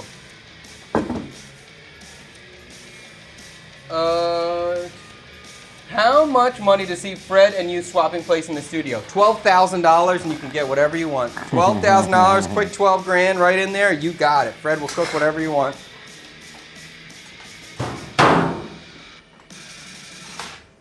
Bun Me shop still coming. Yes. There's definitely, I'm talking to Michael right now. We haven't really come to an agreement or conclusion yet. But we can start the Bun Me shop at my new house and do a 3-month pop-up. So as I'm saying, like we'll do street food pop-ups for 3 months quarterly. And the Bun Me could be the first quarterly pop-up. Yeah, the only way I want to swap places with Chef is if Chef is giving me instructions from the other side of the table. Now, when we were younger, I wouldn't have been worried about cooking for him, but I'm so long, I'm so far out of the game. But yeah, if Chef was giving me instructions from the other side, I'd be okay with that. Hey, wait, is that when the 2's gonna come out there? The what? My turn to rate. I'm gonna bring out the 2. Yeah, they bring out the 2. Yeah, that's right. Well, I'd be like, you told me what to do. I've got some free time. I used your pho recipe for a local family that recently immigrated, and they were shocked. All right. Your what recipe? My pho recipe on interesting. YouTube. That's so cool. There you go. I still want to see you come out with like a 4-hour boom ball, 4-hour pho, not using a pressure cooker either. Yeah. I hope you took your fish and water garden to the new house. You put a lot of work into it. I did. And now I put the pond in the house, and I have an indoor pond in my lobby. It's so cool, and I'm gonna build an aquaponics upstairs. It's gonna be cool.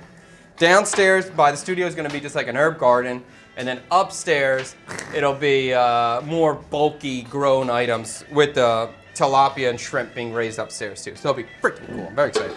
All right, let's start searing this chicken. The pan is actually hot now with a fire. That was the big thing. My biggest struggle was trying to get this hot with no fire underneath of it. But now we're looking good. And that's getting soft. Okay. All right, so let's... Smells Indian? Smells Indian with the 5 spice. Should I just dump it all or should I do... Let's just dump it all. This might be a mistake. We're going to find out. Dad, it's spicy for me. We're going to find out. I made a freezer pasta last night. What's a freezer pasta? Everything that was in the freezer went into a pasta. Did it? I've been doing. I only want to do 1-pot pastas now. Did it make sense flavor-wise though? Was it tomato-based? It was fine. It was Okay. fine. It was like if you. I've been doing 1-pot pasta and then I'll hit it with sour cream and cheddar at the end, kind of like a. Sour cream and cheddar. Ooh, that sounds good. Yeah. And when I throw in there, I threw like artichokes that were left over from when I was doing that artichoke cannelloni. You know those bags of potatoes and green beans and carrots? Yeah. A small amount of that. Some chilies left over from the barbecue. I was scared about adding all this chicken with all the moisture inside the hot pan. So I turned it down a little bit and now I'm turning the heat up once it's in there. So we're just gonna try to get some caramelization, some color on this yogurt and coconut mixture. What's gonna be the trick there when you're making some of the yogurt? Yeah, dude, I forgot this, didn't I? Yes, you did. I Yes. don't need it anymore. It was all right. It worked out. What's gonna be the trick with what?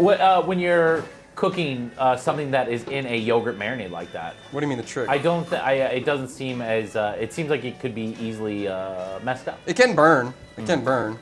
But no, just take your time with it. I don't think there's really any big trick on it. So don't go in like you're like searing a chicken.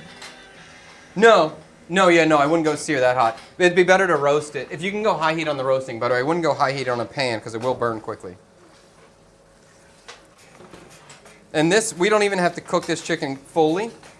We can pull it out once we have some color on it because it will get cooked again in the sauce. But I'm trying to get this cooked, reduce it down. I want to see some caramelization. I want to see some dark color on there. In the pan. Yeah, in the pan. We want to get color on it right here. Can you repeat that? Chat, do you offer accommodation at the chicken studio? I just need to snuggle under the stove. What? No, there's no spot under that stove. And the mice are going to nibble at your toes. Yeah, You the don't want mice. that. Yeah, they're gonna eat you up. Oh, that's cool. Are your quarterly tastings going to pair with the seasons? Is the season? No, I'm just cooking bangers. No, yeah, just bangers. So it'll be Gobi Bun Chao. It's going to be my top thing. This is Vietnam. It's all one season, guys. And it's like, you know, hopefully the idea is we serve Gobi Bun Chao or Bun Chao Bulgogi, and it's people freaking love it. And then we're like, okay, maybe it's actually worth trying to open up a real location, a permanent location. For Or this. they're gonna take away your temporary residency card. No, they're not gonna take my time. They're No. gonna get out of here. What, with the fusion dishes? Yeah. Like, what are you doing to our cuisine? Yeah, No, that's that right. ain't gonna happen. They might kick me out for another reason, but not that reason. Yeah, they're gonna take you out for the herb garden. Maybe. The best herbs. Marjoram. Marjorum's a good one. I like marjoram. Oregano. I miss marjoram. Tarragon, I would love to have some tarragon. What maybe. is the difference between Mexican oregano and oregano? I don't know. Different flavor. It is a different flavor, but I can't say anything else beyond that. When will the restaurant planning to be open or pop up so I can plan my flight from Texas? Well, I would think in 3 weeks we should be. Well, I don't want to say that's probably a little too early. It's possible in 3 weeks we'll be selling on the street. But definitely by 6, I would think. And if this doesn't go well, guys, Chef's gonna be selling something else on the street. Okay, I'm leaving it there. This is a family-friendly stream. I'll pay for that. I can't wait until I go into my gaming era, and then I'm like, I'm not going to be burnt peanut, but I'm going to be some sort of VR tuber, so I can speak very freely. You want to hide you want to hide yourself? I want to enter a different persona. Oh. I don't want to. I don't want to be Chad the dad, the chef dad. Dark persona. Chad. Yeah. LA One Life Chef Weed Garden. No way, never, not here. Come on, guys. Oregano Not garden. here. Oregano. Okay, we're getting some frying going on. Looking good. And it's actually cool. It's not splattering up anywhere. So we're just going to cook this. Eventually, the water's going to disappear, and then we're going to get our color. Yeah. What's the difference of an Indian tea bag? Oh, this is love pho. Okay. I got you, love pho. We love you, pho. He asked that question earlier about me being strong, and I'm afraid to answer because I don't know what he's gonna do. That would be a great episode of the stream. Let Fred cook. That's funny. I don't think Chad wants to be on this side. Of the, I'll be on that side. I'll be on that, but I mean, like, I intended it for some fine dining chef to do a demo in here, and then I'll be on that side.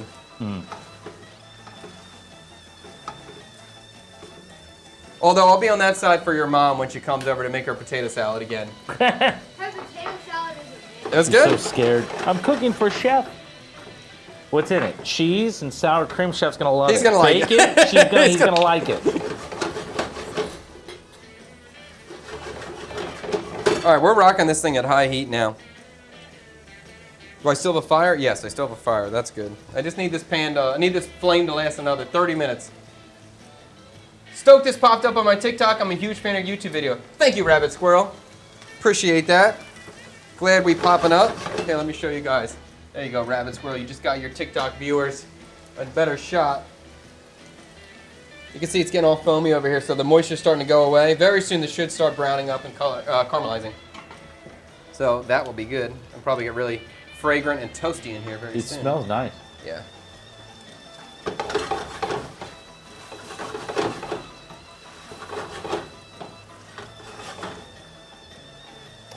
stoked this popped up on my TikTok. I'm a huge fan of the YouTube channel. I just read that. Oh, did you? Yes. Oh, I'm sorry. I'm sorry, guys. I wasn't paying attention. I opened my computer. Tang, I'm curious. Do you like Indian food? Have you had Indian food? How about a Tree versus Fred cook-off? That's funny. Actually, that Tree's. Well, no, Fred would cry and cross over. Tree's pretty good. He's not bad. I suck. Tang, do you like Indian food? Be honest. I never try authentic Indian food, so Yeah. I have zero experience with it. It's interesting. I do find that a lot of Vietnamese don't appreciate Indian food. I think it's too spicy, spiced up for them. And maybe all the creamy, I don't know, it's not a natural fit for their palate. So I first saw that with my wife, and then I've seen that many more times that kind of make me feel comfortable announcing that. And we all know Chef Rang does not like Indian food either. It's rare to find an Indian restaurant. There's a around. lot. There's a lot, but not like popular. There's a lot. I don't know if they're that popular. Ganesh is in every major city in Vietnam, and they've been there since before I came. India? Indian, yeah, Ganesh. Yeah, Ganesh. Okay, Ganesh is. that's a fun- They're in multiple locations in Ho Chi Minh, multiple in Hanoi. They're in Nha Trang, Phan Thiet, Hoi An. They're all over the place, yeah. Yeah. And for the comment before about like Indian food being subpar here, I don't think that's true because there is a lot of Indians in the population here and a lot traveling here. So I would imagine the food would cater to them. Oh no, I just lost my flame. Oh shit. Is it out? Yes. Oh no, we're in trouble. We're in trouble. We're in trouble. Can you throw the pan in the oven real quick? No. Oh shit. Well, it's just down the street. I know, but it's gonna take a while to get here. Crap. Tang, can you call this company? Okay. No, chef. Now you get on YouTube and you use your Vietnamese and you're Oh, like, my no. Vietnamese so good. Get out that phone. Well, luckily, it is very quick to get another gas can. They are about 2 minutes down the street, but perfect time to catch up with the chat. Huh? Cheat. Somebody gave you the GG. I love it. GG, good game. GG, good game, baby. Darn, that's not how I expected it to go. I didn't think that second tank was gonna die in a second. I thought I had some life in that bad boy. Let's try this chicken while we're getting our new tank in here. Well, the problem, Love Pho, is that the oven goes off the gas too. Yeah, the oven goes off the gas, and the oven takes up a lot more gas than the stove does. Bye, everyone. We had a good run. We're in 41, right? Huh? Street 41. I don't know what the number is. Wow, this is pretty good. Huh? Just one. I think it smells great. I think this is all just Chinese spice sauce, but it reminds me of Indian. Yeah, it just needs a little bit of sugar. It needs a little bit of sweetness in here, but the chicken tastes good. I'm gonna fry it a little harder. While we're waiting though, this is a good time for us to blend the sauce. So let's get that done. Okay.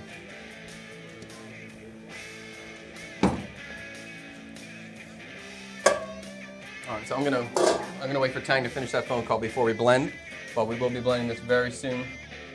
I am a Vietnamese and I like Indian food, but I can't eat it though. Wait, what? What's wrong there, David? That's an interesting one. And I do have our old dishwasher that was working with us during the Pops, Mr. Dom. He loved Indian food. He was a local Viet boy, and Indian was his favorite cuisine. So I'm sure there's some out there who appreciate it, but I think overall it's not a favorite cuisine of the local population here. Oh, your mom. Yeah, thanks, Chef. I'd love to make you potato salad again. Oh, I would love to eat it again. What do you think? India is more dirty or Vietnam? Love Pho 69. I'm gonna leave that one in the air and let other people answer I want for some you. controversy, Chef. Let's get some controversy going. India. I was definitely freaked out to serve it down. That's Fred's mom there. You did a great job. Your potato salad was top tier. I enjoyed it. That was a nice barbecue we had there. GG's is funny. Your gamer tag can be grilled Jack. That's funny too. The possibility of the new studio is endless. We can have Tang cook while Chef teaches. There's many things, and I want to do a dating show. I want to do a dating show. I think it'll be so funny. All right, I'm gonna blend the sauce now. Can I blend the sauce? We're gonna pull the lemongrass out. You ready? I'm waiting. Okay, pulling the lemongrass out. Viet Feel Mom tells you always have a backup gas tank. I had a backup gas tank. It just didn't have that much left in it. And I didn't want to, wait, sorry. I didn't want to change it until it died. So now they're both officially dead. So that's okay. Too bad it couldn't happen just a couple days later, though. What's that? Too bad it couldn't happen just a couple days Yeah, later. I thought it might last a little longer. You know?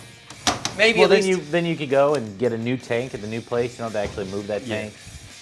maybe it would last just an hour and a half. But we're going to blend this sauce. Is this the new one? Yeah. Oh, Wait a minute. Oh my God. Oh my God. It's 110 volts, Chad. Don't kill your... oh no, is it? Yeah, do not kill Oh no. your box. That's terrible, though. Hey, It means It's- that one day your dad is accidentally gonna plug it in and fry it. it's from America. Because sweet Mama Kubana brought it. So we're going to... That is inevitably gonna happen. Don't hey, you say these no, you words. can take it. You can take it somewhere, and they might be able to switch it for you. Take the... Really? I had it done with my Xbox when I first came here with my Xbox. They opened what do you want to call the brick on the power cord for an Xbox? I don't know. It's not a transformer, is it? I have no idea. No. That's not mine. Chat. What would you call the brick on a on like the Xbox 360? No, it was Xbox One on the power cord. Anyway, when I first got here, it would have fried my Xbox. They opened up that brick and they switched some of the wires around so I can use it directly into the outlets here. Can you explain to me how that works? How it's applied? Not now, Tree. Not now. Okay. I would prefer you just do the dishes well so I don't have to re-clean the dishes while I'm in the middle of this stream. It's just reminding me of That would waiting. be my preferred thing, that you focus on doing dishes well. Do you know waiting, right? Waiting? Yeah. I prefer you shut the f up and do the dishes. Okay, here we go. I don't remember Waiting. I remember the movie, I know the actor, but I don't remember the, like, Scenes from it? yeah. Okay, let's see. Hopefully the food processor is going to work out for us. Ooh. Did I miss? No. Good. Okay. Should have worked at Alinea. If he missed this at Alinea, they would Oh my fire him. God. They would tell him to get out, pack your knives. But I would never attempt that. Okay. Oh, you would have never done what you just did at Alinea? Not with a wok. No, I would have put it in a smaller container and then moved it to another container or something like that. Too risky. Too risky. Can't be playing that game, dude. Yeah, well, at Alinea, we had carpets on the ground. We cooked on top Yeah, of that's right. I carpets. forgot about those black carpets. Dude, there was no, you don't mess up. That was crazy. Oh yeah, there you go. Use the bruh button. Perfect. Bruh. Okay, let's blend it. Ready? Here we go. On. Turn this on first. There we go. Now Power turn this- supply unit. That makes sense. There we Cyber Daddy go. was not earning his name there. Power supply. Yep.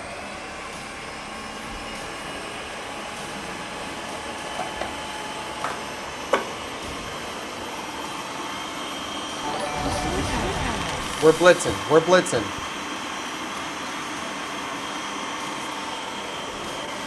Oh man, an induction wok for only $20 at Costco. $20? Induction wok? That's a good price.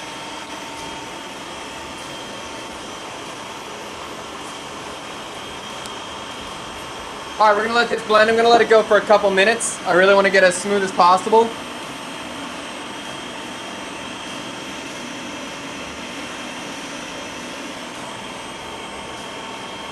Because they don't usually strain this from what I've seen, so we're gonna try to blend it well. A blender would be better, but my blender can't handle it.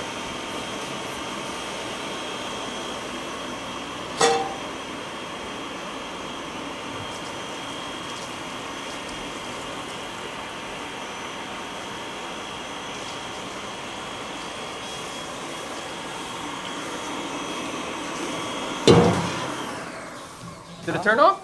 No, It turned off by itself? it's not by itself. Uh-oh.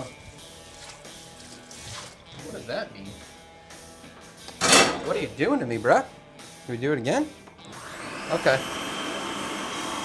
One more time. Butter chicken cinto, that's funny.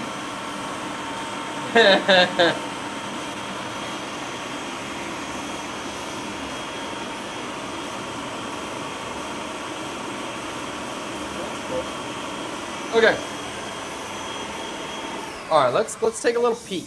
Let's take a little peek at this bad boy. see what this looks like. See if I'm gonna add more 5 spice. Because I've even seen some people, after they blend the sauce, then they like fry the sauce a second time like you would do with Mexican salsa. So I may do that.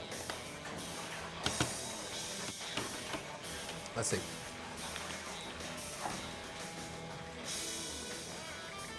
Oh, whoa, spicy.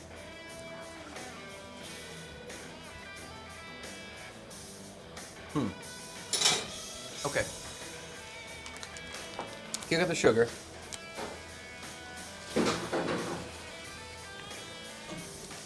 I'm not happy with the blend of the cashew in here yet. It needs to blend longer. I'm gonna do coconut milk in here.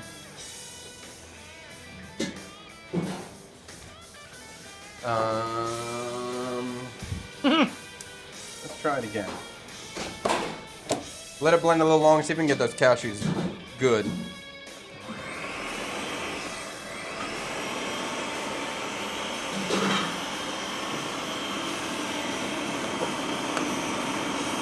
That's not another GG. Get out of here.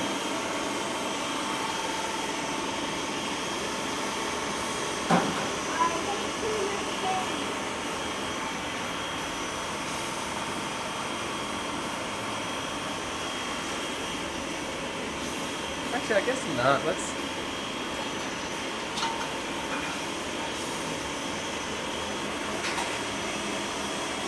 Let it rip. Do you think Tree can eat super spicy food? No, I know he can't. But he's getting better. He can have, before it was no spice, now he has some spice. But he doesn't feel any pressure to like increase his spice level. I know Liam does. Liam was out there trying to nibble a chili yesterday. Where is the YouTube content? You can see the YouTube content on the channel you're watching right now. You're on YouTube. Oh, you're on TikTok. You can take out Yes Chef with Chad Kubanoff to see the streams. And then we also have another channel called CKSK, Chad Kubanoff Studio Kitchen, where all the streams are edited down into short form 15 to 20 minute videos. And yeah, so it's 2 different channels right now, Yes Chef with Chad Kubanoff and Chad Kubanoff Studio Kitchen, CKSK. Both are there. And yes, you are right. Jay Kang, maybe the cashew is undercooked. Yes, but we're moving forward. GG.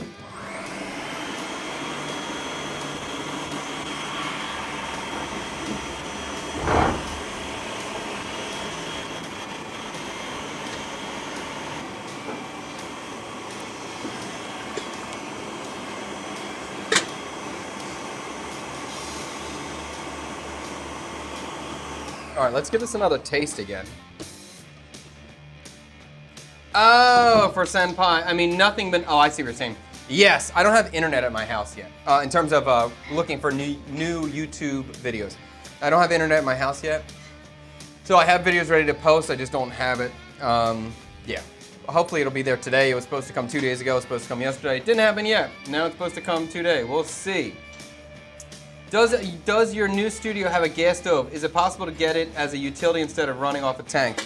I'm bringing this stove with me, and no, just getting the tanks is the easiest way to do it here.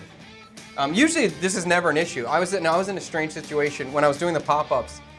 I always wanted to have a new tank when I was doing a dinner because I didn't want to start the dinner on a half a tank and have to change or have the oven turn off in the middle of a service. So this was a weird time where I had a half a tank sitting there, but it was actually a lot less than half a tank. Nick Nguyen did a video over at Megamart and highlighted how all the American stuff is basically off the shelves with the exception of Spam and Kirkland artichokes. Okay, like they removed it off the shelves? Is that what you're saying? I was at Megamart a couple weeks ago. There was a lot of stuff on the shelf. Oh, the gas is here. Amazing. Amazing. Okay, let's try this new. Getting better. Better. Hello, sir. We have a nice, beautiful young gentleman here helping us with our tank.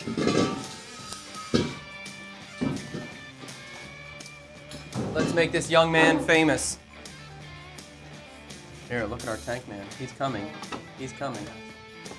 There he is. Our superhero has arrived. Tang, don't get me. Get the gas man shot.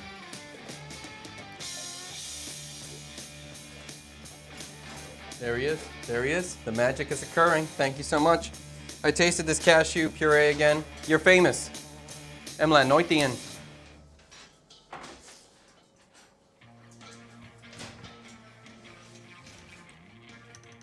Ooh, there's a part of me that wants to add a little piece of white chocolate to this. I'm not going to do it, but because I want to add sweetness and creaminess, and that I think that'll work out well. But I'm not going to do it because that really goes. That doesn't not be it in any way. But I just think it would be good. Where's my thing? Okay.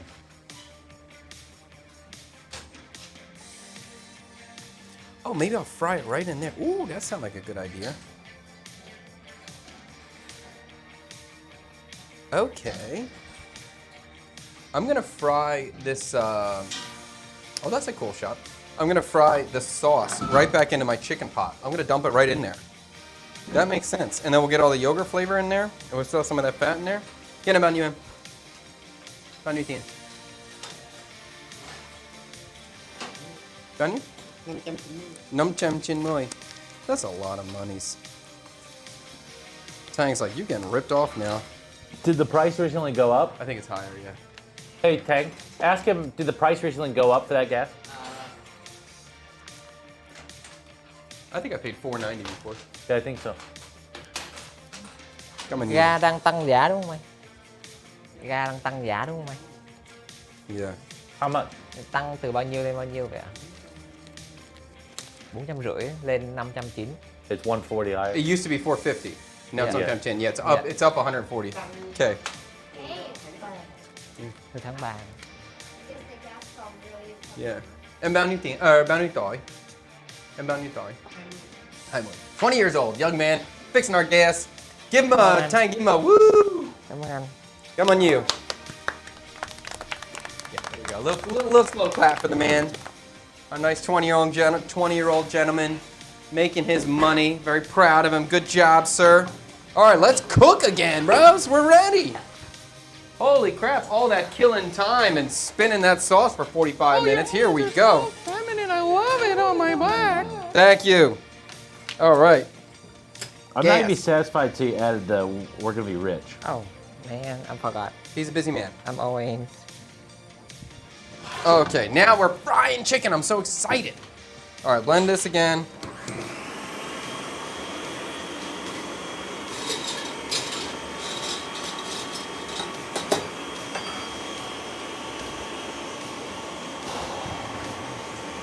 Okay.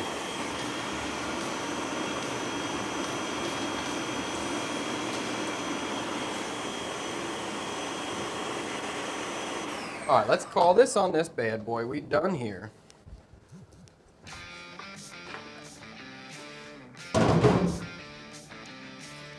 Yeah, now I'm actually excited. I think putting this sauce right into our chicken cooking vessel, gonna be a good strategy. I'm just gonna, once we get good color on this and I'm happy with it, I'm gonna remove some of the oil that's in the pan so it's not so fatty. Because there's a little very fat. I mean, this dish is fatty, that's what it is.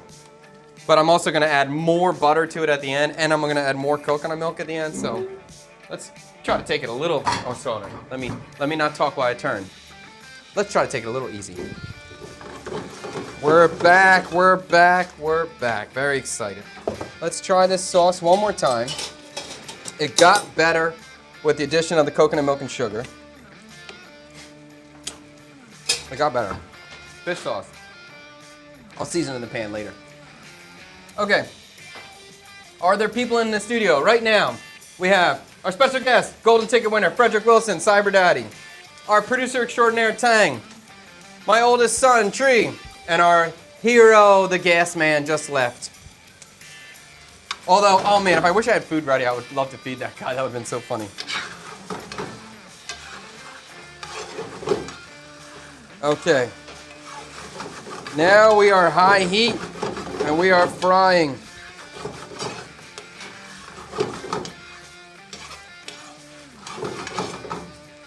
I think I want to add another yogurt to this. I think I want something to smooth this out, add a little bit more creaminess. I think that's going to be the plan here.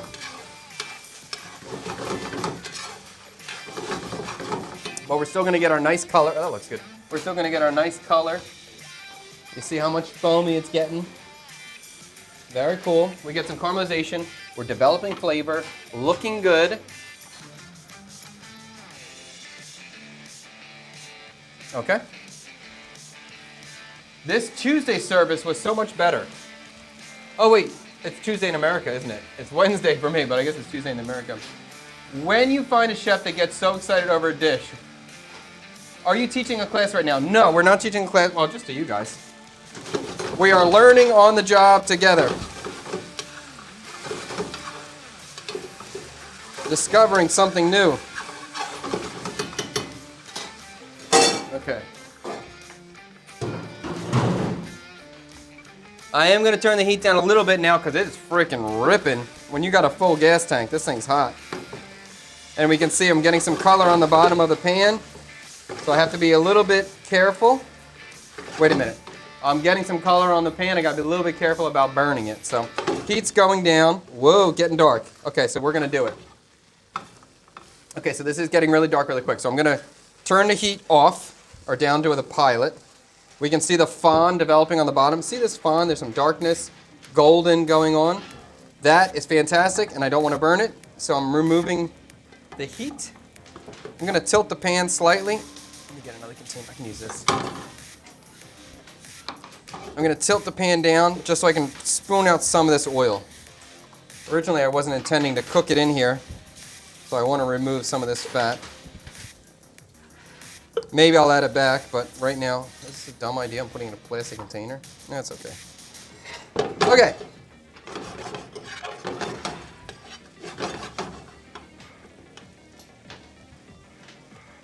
All right, here we go. All right, let's add this sauce into it.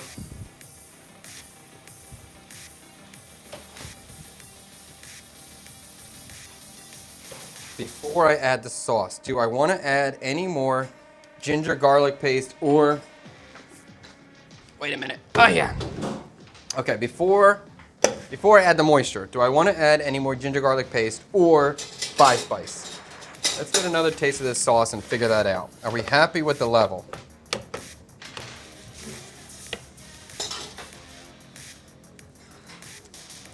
I want to add more sugar.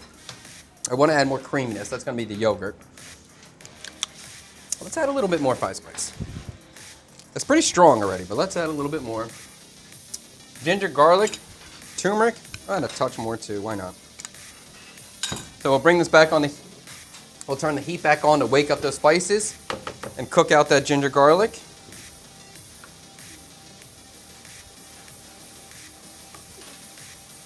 Okay, that just got fragrant. Let's add the tomato sauce and everything else back in. Ready? Here we go. In.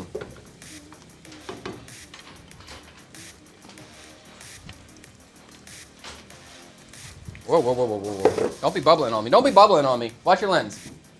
Now turn the heat down. Okay.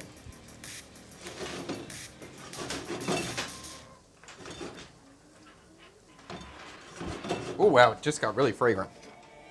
Wow. It's crazy. That little bit of spice really super fragrant.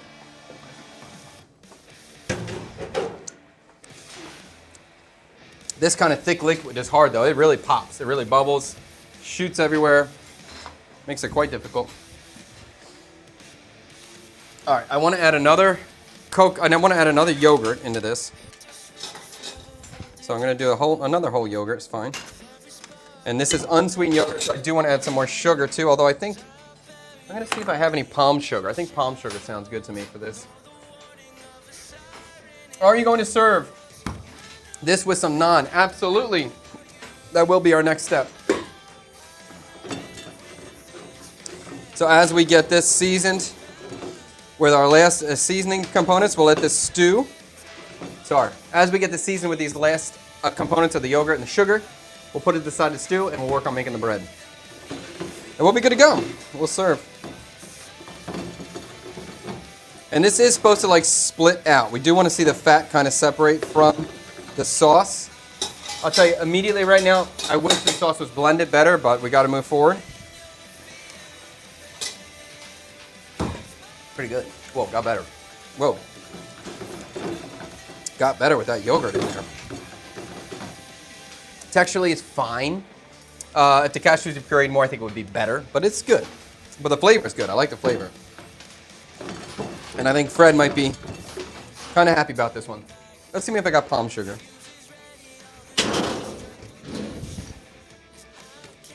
Okay. I do. So this is palm sugar, aka jaggery. Very typical in Indian food and typical in Viet. So it'll work out for us. Do I need anything else? No, man. I'm gonna serve this with the lime. I think we're gonna be good. Okay, so I'm pretty happy with this. I'm gonna put this to the side. Low heat. And we'll start frying this naan off.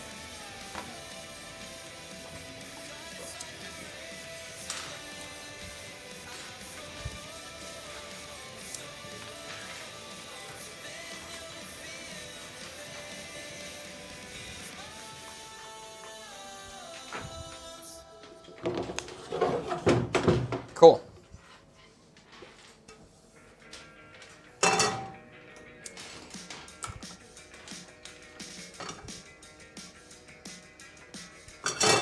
Okay, so this naan, I don't know if people are gonna call this a naan, they may or fight me about it.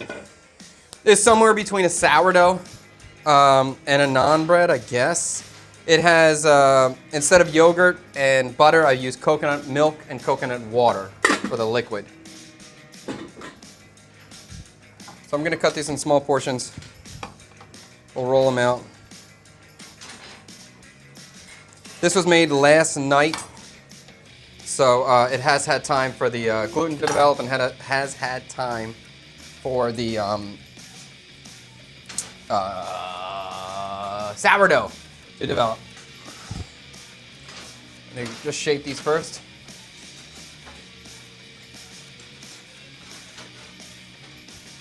Oh, sure. George, can you review the ingredients in your sauce with us again? For sure. The base of it is tomato and onion. There is yogurt, ginger, galangal, turmeric paste, 5-spice powder, coconut milk, sugar, jaggery, and fish sauce. That might be it. I might be off. There's a lot of stuff in there. Looks like Cholula. Kind of looks, yeah, it does look like Cholula. Doesn't it look like Cholula? That's pretty funny. You are right, Jacking. And I agree with you. I do think the cashews will soften up more. They won't blend anymore, so they're texturally still going to look the same, but they will be softening your palate. If I could put it all back in the blender and reblend it. I'm not doing it. I don't see it as being worth the effort. Yes. Doga, can't wait for the new studio. You're able to start an hour earlier. Yes. And it'd just be so nice. I can do different things when the studio's in my house. I could start stuff earlier, or maybe it just gives me a lot more flexibility.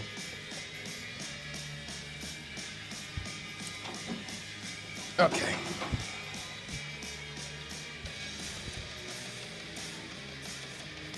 Could you add dried shallots to make something? Could you add dried shallots to make something similar to mimic a garlic naan? Absolutely. Or fried garlic? Absolutely. I'm not going to do it for this, but I may garnish with fried garlic. And I will because you said so. All right, let me get a roller.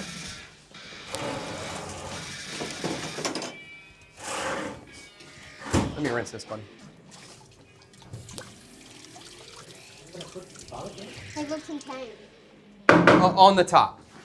Because people say, Huh? does small say? Maybe give me an idea. I mean, there's a lot of garnishes that go on the top of the stew. So that was definitely a thought. I wanted to do the fried shallot oil, but I don't have any fried shallot oil here. It's all at the house. All right, let's try one of these naan out and see how this is going to work out. I'm curious. I've never put coconut milk in a sourdough bread before and the coconut water, so I'm not exactly sure what to expect. Hopefully the flavor of sourdough and coconut milk works out.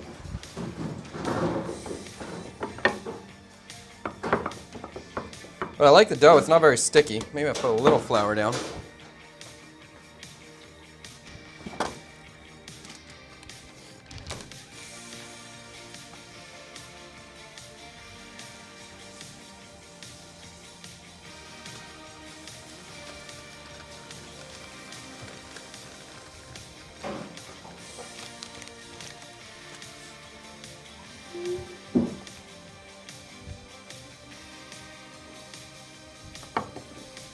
Tree, do you like Indian food?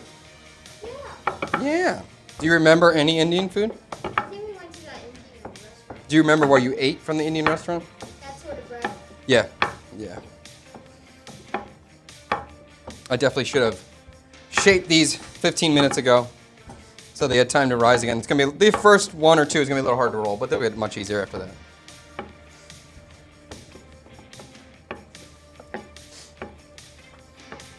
But what I'm going to do is I'm going to make one of these for me to try. I'll taste it so I can understand what this is going to be. And then we'll make, we'll serve up that chicken and we'll make the bread right away and send it with the stew. So we can give our judges a fresh piece of naan with their stew.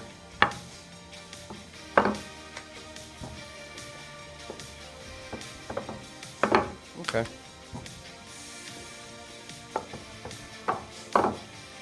So of course this would usually be done in a tandoor oven. Usually this would be done in a tandoor oven. I just got a really hot pan here. Dry. I don't want to put any fat in. We're going to see what happens. But let's try it. Okay. This seems thin. I'm not exactly sure the thinness. But to me this is probably 1/4 of an inch. Maybe that's a centimeter. I don't know. I'm not very good at that stuff. Here we go. Let's find out. I'm going to leave it. We want to see it bubble up. Here, TikTokers, let's show you. It's in there. It should bubble. I'll bring it back when it bubbles. You like that stew, huh? Yeah, but it looks spicy. Well, we'll see if you like it or not. The bubbles are occurring. Stew and carb is so good in every culture. Peanut stew and a swallow. What? Lamb and soda bread, butter chicken and naan. Oh, is a swallow a thing? Is that a name of a bread? Or is a swallow a reference to like fufu or some item like that where you just swallow it? That's something, I'm curious to try fufu. I've never tried fufu before. I'd like to try that. Fred and Chad, if you could choose a dish that represented you, what would it be? Wow, what a question. That represented me. Huh. And Fred.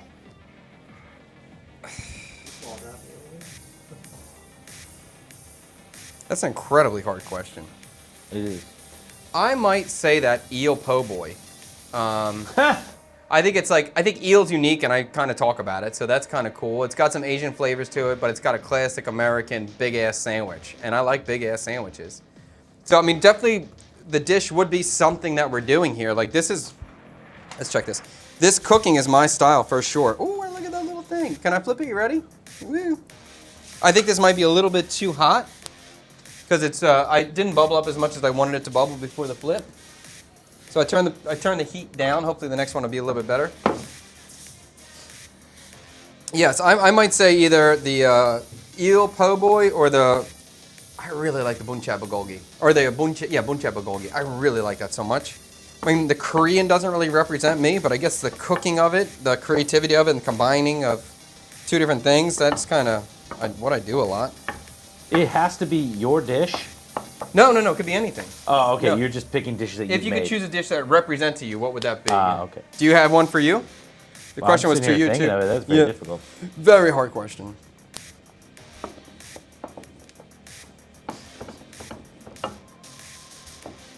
Maybe bok.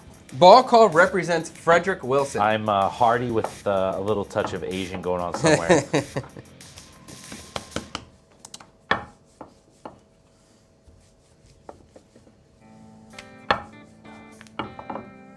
Bologna and mayonnaise sandwiches. That's you, huh? That's me.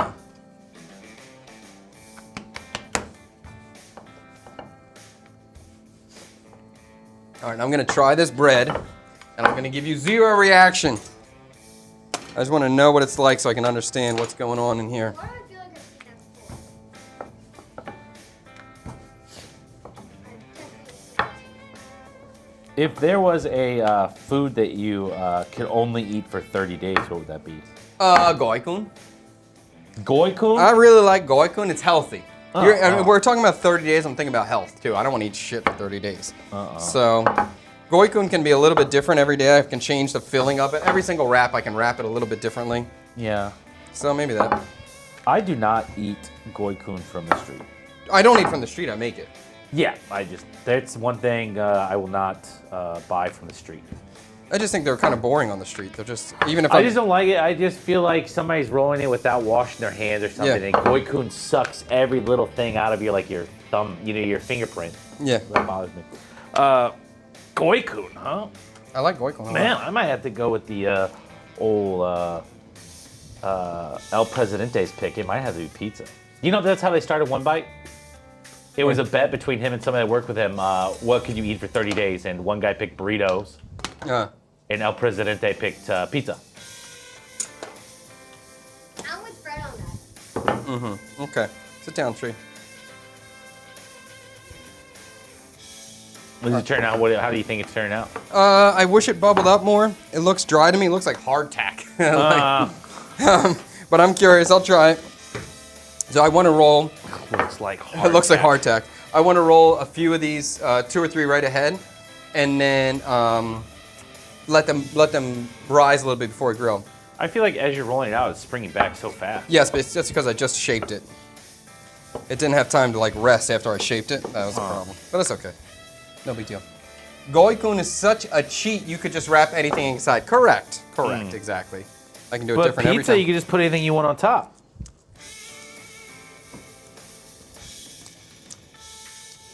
Exactly. I could put chicken stock on it. Look at this. Silence. No reaction. Okay. No. All right. Let's see.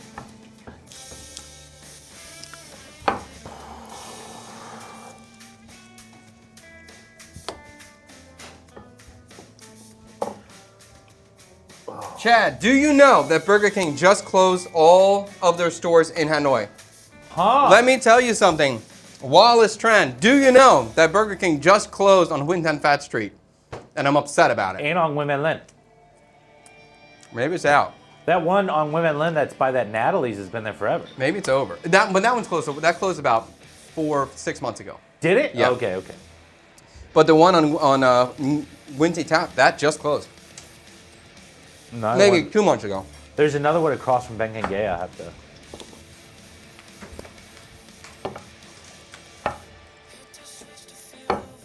Okay. We're doing it. We're doing it. We're doing it. All right, I want to cut a little bit of lime. You're still doing really good on time, even. Really? What time is it? It's only 12. Oh, wow, we're doing great on time. Even with the no gas for a while.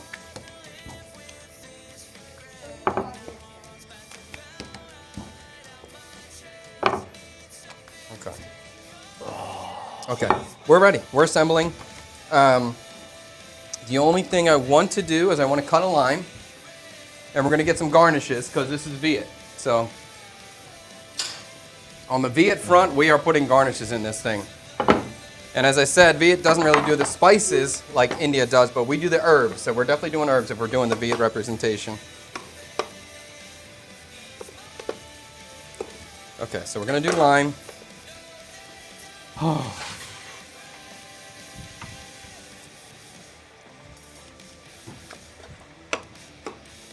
We're going to do some green onion.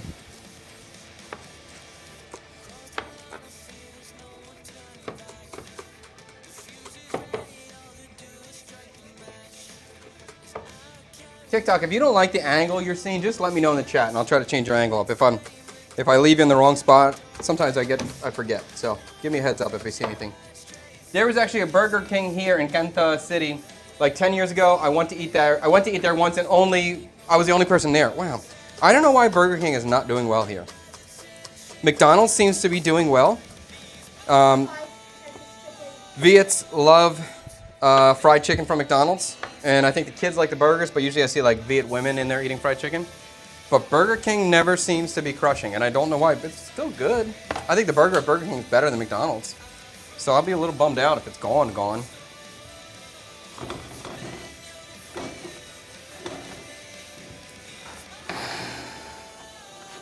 Okay.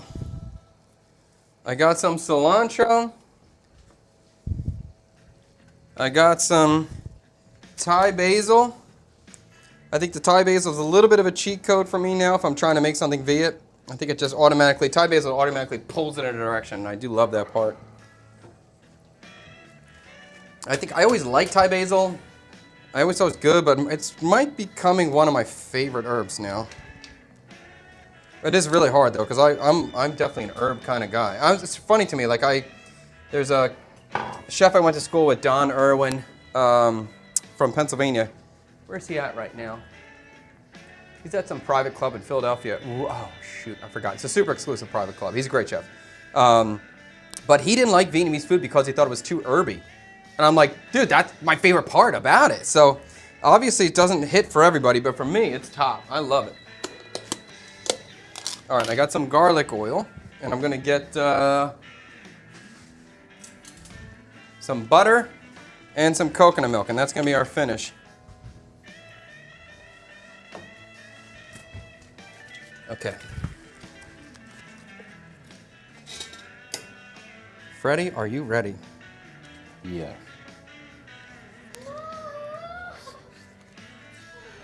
Sure, you're quiet. Okay, here we go. Tang, you ready? Here's how we're gonna do it. We're gonna serve it in one of these bad boys. Get a ladle, huh? You okay? I'm gonna plate it in a bowl and then maybe put it like this, and then with the bread. That work? All right, so let's drop a bread down. Oh, no jasmine rice, chef? No jasmine rice. How dare you? What's jasmine rice? You want freshly baked coconut sourdough naan or some rice? You're telling me that when I go, I only get rice? I don't get the naan too.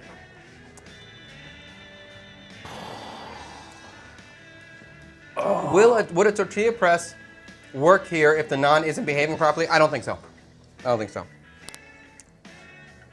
The naan's fine, it just needs to sit. I'm just rushing the process. Now at this point it's stretching. So I just rushed it, that's all. This one, I did cook this next naan at a lower temperature.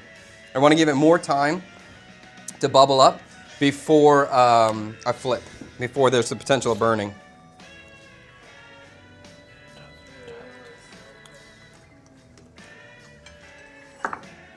And I really want to have the bottom crisp up, because the bottom of this one, when it's crisp, pretty good.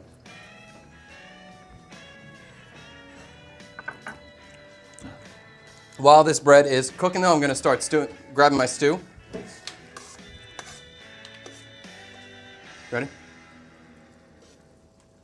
Okay. So we'll grab some of this.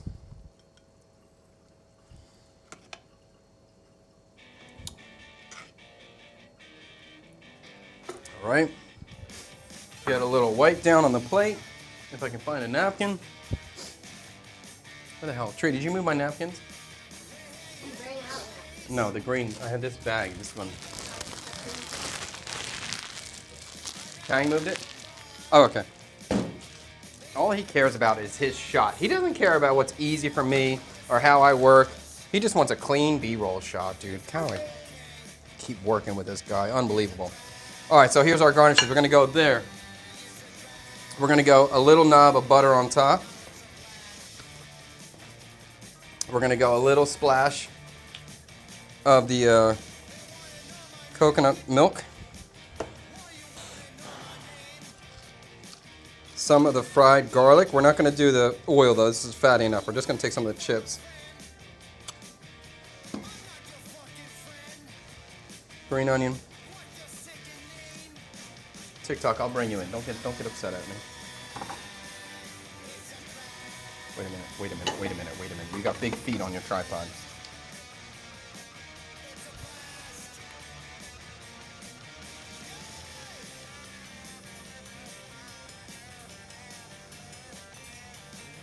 Huh? Cilantro.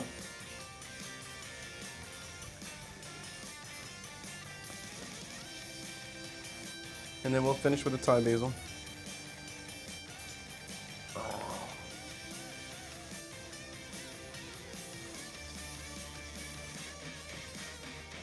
Bada bing. That's it, bros. Sorry. Looks good. I like it. Hopefully this bread will come out nice.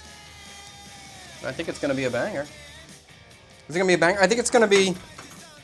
I mean, it's definitely different than butter chicken. It's got more heat to it, for sure, than a typical butter chicken would. But I'm going to take my time on this. Again, we want to see bubbles on here. I'm going to move this aside for now while I roll another one of these. Try to stay one of these ahead.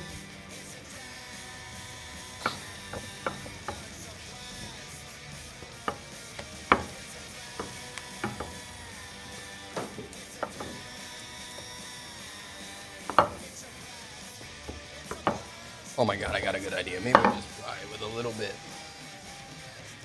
A little bit of garlic oil. Fry with a little garlic oil. So I'm just adding a little bit of garlic oil into the pan. And we can fry this with some of the garlic oil in here.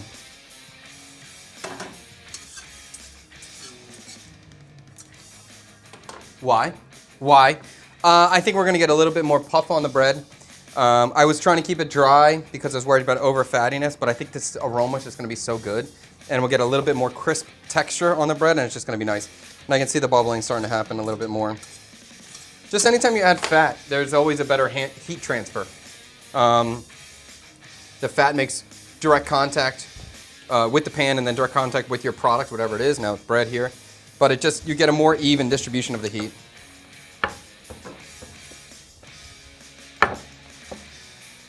And it's just that garlic's fragrant. You know, the garlic oil is super fragrant.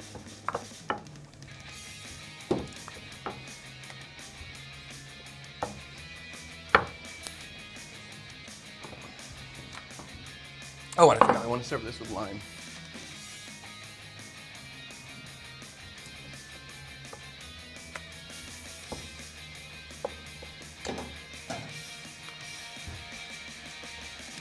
Fred, have you had scrapple before? I think that one time that you cooked it for your brother, I must have had it.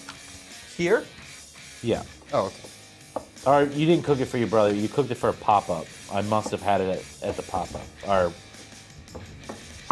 before the dinner or whatever. Why? I'm just curious. Is that your dish that represents you? No, but actually, I like scrapple. I like scrapple.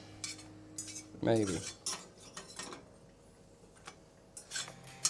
Okay, so we're getting some bubbling going on. That's what I wanted to see. Here you go, tiki-talkers. Let me show you. Boom. Now the bubbles are occurring. Now we're looking good. That's what I wanted to see. This first roll was a little dense for me. Flavor is interesting. Coconut milk. You can taste the coconut milk in there, but it was a little dense. Now I think it's going to be cool. Oh, I don't remember what I just said. Oh, the test bread I made was a little bit dense. I do want it to be a little bit fluffy, but the coconut milk, you can taste it. So that part's kind of cool, and I think this is going to be better with a little bit of ginger or garlic oil in there. And as I just misspoke and said ginger oil, my brain is like, wow, what if we made a ginger oil? That'd be pretty cool. We should try that. Let's flip this thing.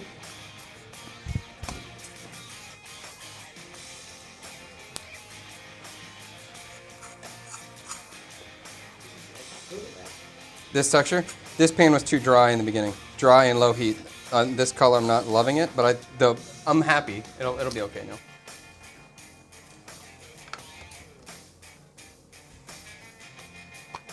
All right, so I'm gonna get this one off the pan. We're gonna start cooking the next one right away. So we're gonna have Fred try this first, then we'll make a version for Tang and I and Tree to try. We'll get everyone's rankings. We'll see if this is a winner of a dish or not.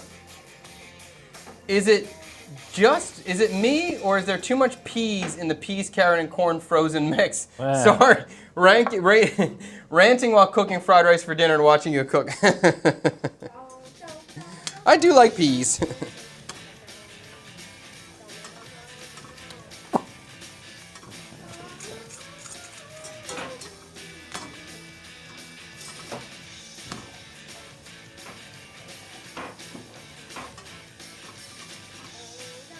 Okay, Trey. All right, let's flip this over. All right, I feel like we're good.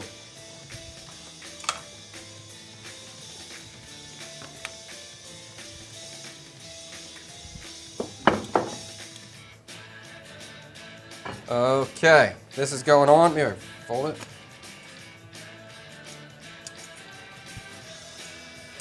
Bada bing. Vietnamese butter chicken. Are we there? Next pan's going in.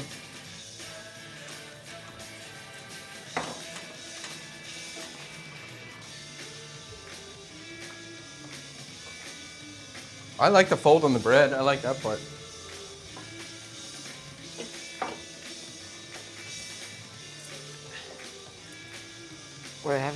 What are we having here? This is our version of a Vietnamese butter chicken, a combination of the classic Indian, I don't know if it's classic or not, a combination of the famous Indian stew with a little bit of a Vietnamese flair to it. Let's see what the people think.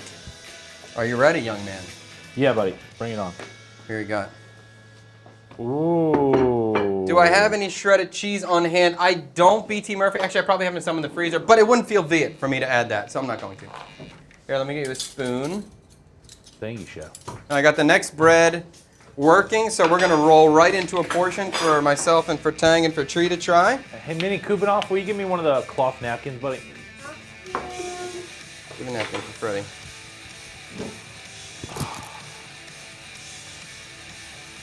Thank you. I feel like there's onions in here. Something getting into my eyes. There's a lot of onions, but Yeah, I feel some tears coming on.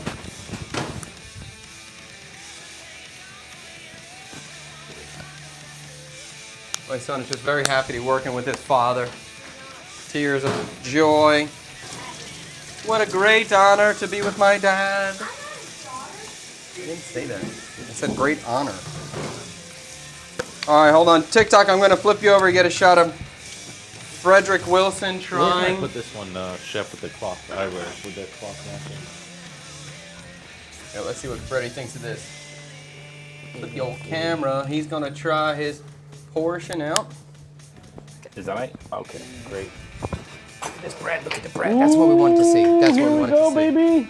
All right, I would suggest the line, but try it as is first. We got some big chunks going on.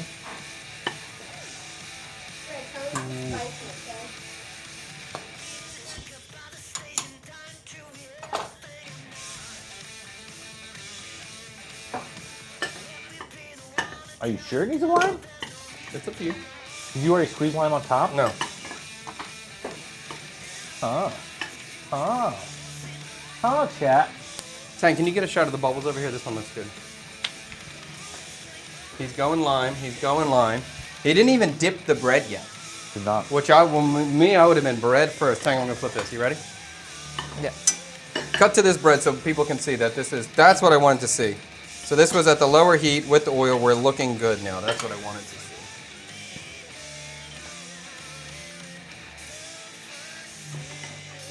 What did you think of that face? I just saw that face he made. What did you guys think of that face he just made? Let's get ours assembled here. So we're gonna go ahead, scoop out some more, portion our next two.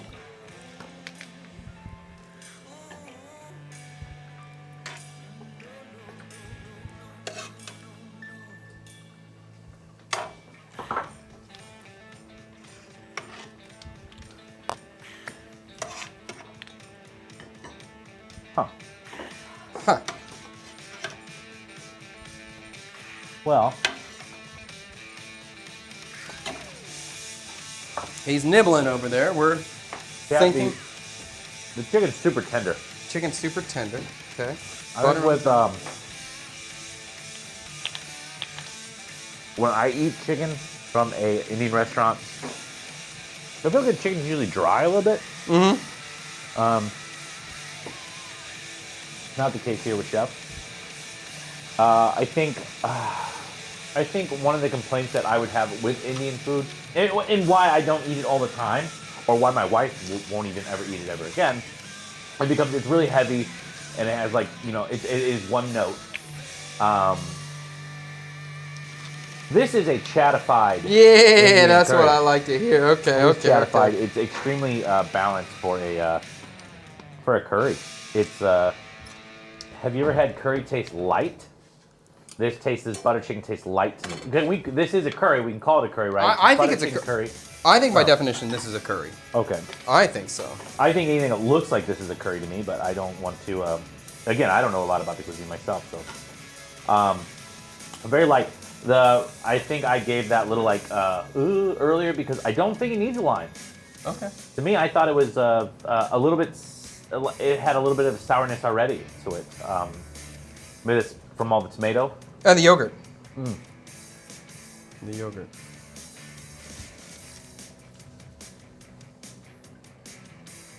Butter chicken is usually a little sweet. Yes. I think this is the same sweetness level.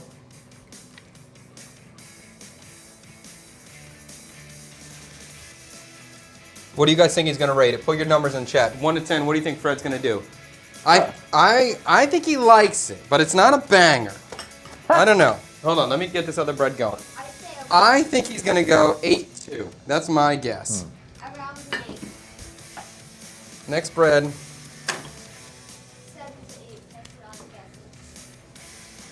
We'll see though. He did. What is you went heavy on Chinese spice powder? Yeah. If this was not a Vietnamese meets Vietnamese meets butter chicken, Yeah. what is the spice that goes in there? Oh, a masala. Garam masala. Or garam masala, sorry. Garam masala. What is in a garam masala versus? I don't know. There's a lot in there. I don't know. Oh. Let me get Thai basil on top of here, and then I'm good to go on this. We got people thinking 7, 4, 8, 6, 7.2. Are we voting? Oh, we will later. Oh, and after we figure out the point scale on this, we will be voting for... We don't have a lot of suggestions today.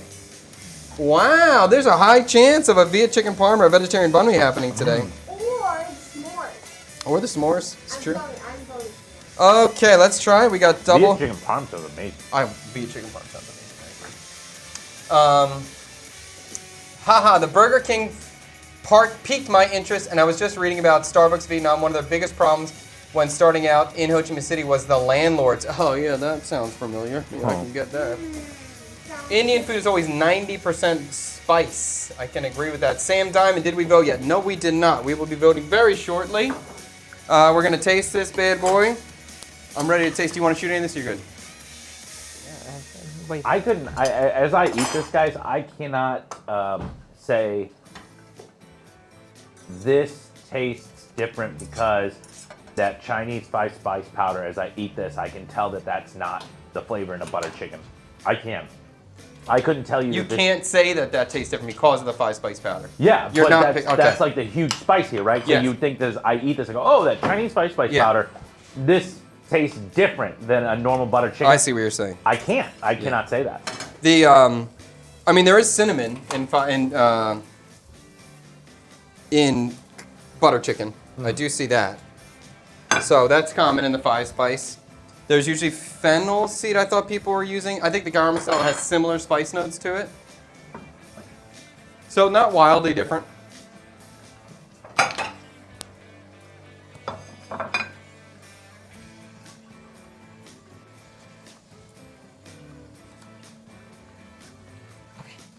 Prepare to eat. What'd you say? You're excited to eat or you're ready to eat? No, we're ready to eat. We're ready to eat. Woo, look at that puff on that bubble. Look at that bubble going on there. That's what I wanted to see. All right, I finally got the timing right on there. There's a plate up. Curry, bread, lime. Simple. Now, I thought the lime was going to be the hit here. Whoa, that's what we're looking for, bro. That's what we're looking for. Okay. Okay. So we're going to get my opinion, my son's opinion, and the authentic Vietnamese man opinion as well. We will figure out. Which don't have any experience. Which has no Indian experience, so that's perfect. So Chinese 5 spice is dominated by star anise and fennel, Yeah. which give it that unmistakable sweet licorice-like punch. Okay. Garam masala has no anise in it, and it's more warm and earthy. Apparently Szechuan peppercorn would be... In garam masala, really? Oh, no, inside of Chinese 5 spice. Oh, that, yeah, okay.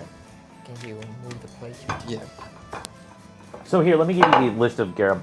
Green or black cardamom, cinnamon, cloves, black pepper, cumin, coriander seed, nutmeg, and bay leaf. The overlap is the cinnamon and the cloves. Huh. Okay, let's try this. I'm excited. I'm excited to see the finished product. And it's, oh, this is a big ass spoon. A lot of the things with this style of food, or like my style, is there's so many extra things at the top, at the finish, that really change the flavor. So even I tasted the curry as is. The idea now with the extra butter on top, the coconut milk on top, the herbs. Like now I'm curious, what is this gonna be like? And I ain't pulling no Frederick Wilson. Oh, the bread, this is better bread. I ain't pulling no Frederick Wilson with, not trying with the bread right away. Can I eat this? Yeah. Good. I'm bread first. And actually I got to cook on the bread better. This one's way better than the first one.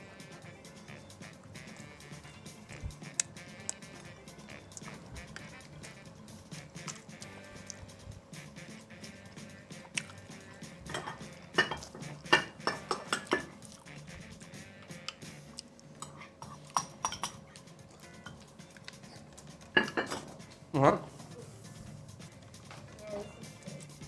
Bravo. That's really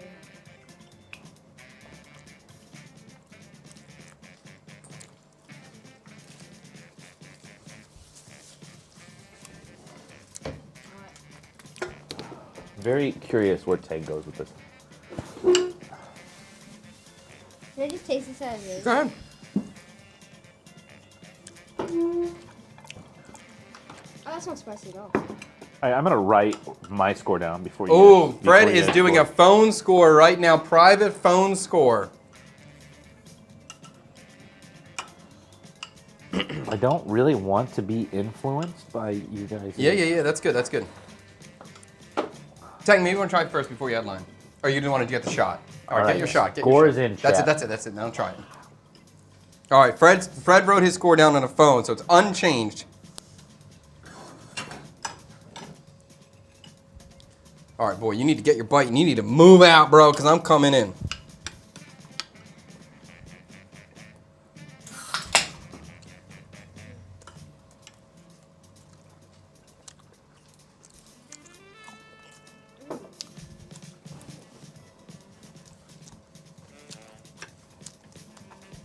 I gotta say, I don't want to say too much, but I don't like to influence the judges. I like to remain silent. But I will say, it's a big advantage to know how to cook in your life. I've had that before. This? Mm-hmm.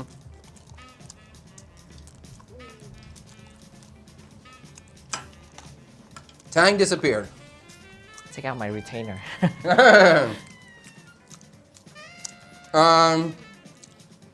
Sam Diamond, what were you on the list this week?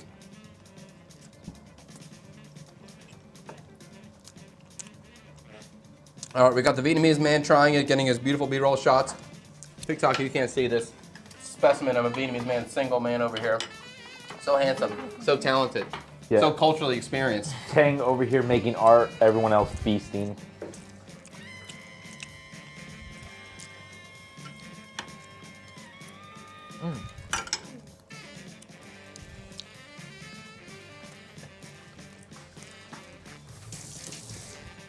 Enjoy the non-hot Tang. Man.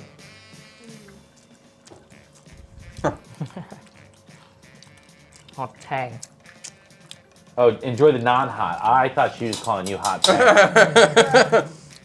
I'm not That's even- funny how commas work. I'm not even Enjoy the joking. non-hot Tang. I Enjoy definitely the thought that. non-hot Tang. I thought people have been like commenting on Tang lately, and so I thought that made sense. Is this what everybody guessed? I had 4, 8, 6, 7. Those were your 2, guesses 8. for scores, yeah. Huh? Interesting. No, really good. Really good, huh? Yeah. Is it all gonna be Indian food? Is it all gonna be like that? No. It's interesting. It's interesting. Is all Indian food going to be like that? In a way. Sometimes it all looks like that, but the flavor's very different. And there is a big part of the There's a big rice culture, so they have their own rice dishes. What was it? Biryani was what we were talking about in the chat the other day. That you know. But there's more than rice than that. And a lot of the rice has spices in the rice, or herbs in the rice, or. So Thank you, Spinks.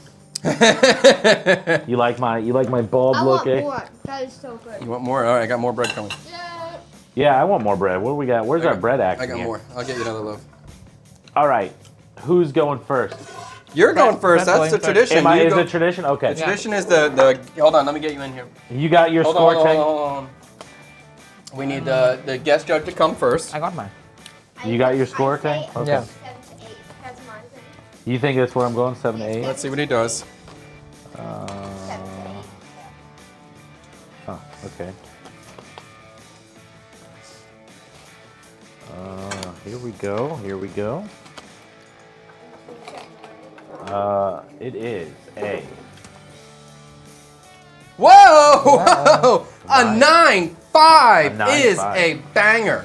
No one's 9.5. That's a banger. A 9.5 is a real number. If you haven't watched the show before, Fred's real. 9.5. 9.5 is a This rare. If you like Indian food, you will love this. You will eat it and be able to eat a lot of it because it is Indian. It is an extremely easy to eat version of butter chicken, which is already an easy to eat thing. But this is like it's light. It's kind of bright is actually the word for it. It's bright. So I just think it's really good. I guess where my point, like why it's not a 10, is I mean the challenge is Vietnamese meets butter chicken. I know this is definitely a chatified butter chicken. Is it a Vietnamese version? I don't know if I would bite into this and somebody told me, like with the other dishes where he really nails it, you bite into it and you'd go, oh, there's pho, or oh, there's bún cha. This, I don't know if you'd bite into this and go that this is Vietnamese, but you'd say this is really good. This is delicious. Yeah, that's where I sit. But I think this is great. I think it's a banger. I think we're gonna be rich. Okay. That's a good score. Let's hear what the young man likes to say about this. Tree, you got an opinion? Yeah. What's your opinion? I taste Indian. You taste Indian. Tree's had Indian probably twice in his life, by the way, but go ahead. I know I've had this before. Mm-hmm. I think this is a little better. Okay. So, I agree with Fred, though. I don't Vietnamese. The Vietnamese is kind of not there at all. okay. At all. I Okay. don't even taste Vietnamese other than the herbs. Okay. So same. I think that's fair. I think that's a fair statement, fair assessment. Okay. So same It- as Fred. What's your thing? 9.5? 9.5. Nice. Good day. And somebody asked, do I think my wife would like this version of butter chicken? Good question. Very much so. I think yes. She did not like Indian food. We only got to go one time, so I never get to eat Indian food anymore. So that brings out the other point. My wife doesn't want to eat Indian. I never get to eat it. So that's a common trait. I don't think Indian food transfers immediately to a Vietnamese palate. No, it's completely different Yes. than really anything they eat. Even their, it's interesting for anybody that's never eaten a Vietnamese curry. How would you compare that Sweet, to? sweet, thin, and not deeply spiced. Not deep, dark flavors. Very light on the top, very bright. Coconut milk heavy. Yeah. All right, 9.5 Tang. Your first Vietnamese and Indian dish. First Indian dish ever? You never had Indian food before? Not authentic. Okay. Yeah, let's make sure people can see. All right, Yeah, so. this is somehow it's really close to the Vietnamese version of curry, Yes. and it's got the additional of the butter flavor. So now I want butter in the Vietnamese curry. Yeah. I think with Indian food, they might be with all the Indian restaurants, they need to tone down the spice, so it fits more to the Vietnamese palate. And this is really close, and I think everybody will enjoy this. Every Vietnamese person. Would your mom like it? Yeah, Okay. Number? it's same with everybody else. Oh, chef. So it's just bread, or I don't get any more curry? Just bread. Oh, you want curry? You can have curry. Oh yeah, dude. Well, yeah. Let me come back over here. Yeah. That's one of the things with the nine. When you get a high score, it's like, do I want more of this? Yeah. You know what I mean? That's a big thing. Oh, you're puffing up now. Yeah. No High rush, five. chef. I know you're. 9.5? Whoa! Whoa, it's that's not good. Whoa, we are sitting. I don't know if you guys saw that on TikTok, but Tang did a 9.5 as well. We're 3 9.5s. Wow. Must mean it's good. Is burnt check? No, it's not. Now my turn. Do I want to just roll with that? Okay. Yeah, roll with that. I like it. I ate it. I wish I had a lot more of it. I do have more bread, so I'm gonna make more bread. And have some curry. I'll bring this one to my wife too. We'll see if she likes it. I have a lot here. Okay, hold on. It's tough to make it Viet. The original was just basically day-old dried chicken revitalized with butter / tomato sauce. And I think that's very interesting when chef goes to make something Viet with when you chatify it. I feel like chatified cooking is almost like, how do you make this more Viet? Because of the reason that he loves Vietnamese food so much is the lightness and the balance that comes to it. And that's what he's just brought to a curry, which I think is great. I would say, I think I'm pretty... Should I just be difficult? Hold on, let me get this one bread in, because I can't think until I get this in the pan. I need to just get this in. Go ahead, you can take it. You can rip it. I like to see Tang over there like, ooh, maybe I'll have a little bit more. I want to reduce my carb, but this one looks so good. And I know that Tang... Did you think it needed a lime, Tang? Yeah, for me. It's a little bit more lime. Yeah, I like a little lime in there. Hold on, one more roll on this bad boy, and I'll throw it in. And definitely, the garlic oil, or the oil in the hot pan is getting us that puffing texture. So that's a good way to do it. Okay. And the garlic, the aroma of the garlic oil is so nice. Okay. For me! Let's do it. I'm looking at... All right, let's just do it. 9.5. Yeah. It's really good. It's really good. I super enjoy it. I was worried a little bit as I was getting in there, but that last addition of that yogurt at the end of the sauce really helped to balance it and smooth it out. Before that, it was a little rough. And again, I hope if you watch this show, watch me cook, you see that it's constantly playing, constantly building, constantly tasting, constantly adjusting. And then all of a sudden dishes become something that tastes okay, can then taste great. Purely through your understanding of flavor and tasting and developing that skill set over time. Because this did become quite a banger. And even the bread got better and better on every single pan pull. It got better and better. I can agree, fantastic. I can agree it could be more to make this more Viet. I think if I used the curry powder instead of 5-spice powder, it'd be all an immediate like, oh, that's more Viet. And it just a crap ton of herbs. Just much. I was trying to like plate up, you know, so I'm trying to make it look nice and everything. But the amount of herbs could really be adjusted. Probably making it a little more Viet would make it a little thinner. Would probably feel a little bit more Viet. Viet doesn't really have this sort of a thick texture very often. No, but that's nice because that's where the butter chicken... That's the thickness of the butter chicken, yeah. So I mean, anytime you're trying to combine these two different dishes or cuisines or whatever, you always have to have a nice balance and compromise between these two cuisines or two dishes. So you're trying to figure out what's the best option, what's the most accurate way that I can do that. But I really like it. The banger. It's delicious. I mean, selling something like this on the street could be fun. Could be a fun thing to do. The stew's easy to make, and then we just gotta fry breads every time someone orders one. Maybe, yeah. Maybe we'll have to like put up a list of the top 4 bangers of the last 3 months, and then we'll vote on it as a community what you want to see sold on the street. That would be fun too. Keep it super interactive. Well, okay. you can end up with like 7 bangers and then just be the street food lady where it just rotates every day. Yeah. Not every day. No, not too much training. That's too many training people. I'm not running the street stall, dude. I'm not down there You know slinging. the lunch lady? Yeah. She do like different dishes on different days. Yeah, you know she's dead, right? Yeah. Yeah, that's because she's working her stall every day. I'm not working this stall every day. I promise that. I'm training people. Fantastic. In conclusion, this is a banger. I like this. This is our first Indian-Vietnamese fusion, so thank you for suggesting that. And I'm looking forward to doing more. I wouldn't mind doing another one. The naan bread, I think, worked out. I like the coconut milk in there. That works out well. Yeah, I'm into it. So let's get a vote down. What do we have for a list going on here? I feel like the list was kind of light today. Here.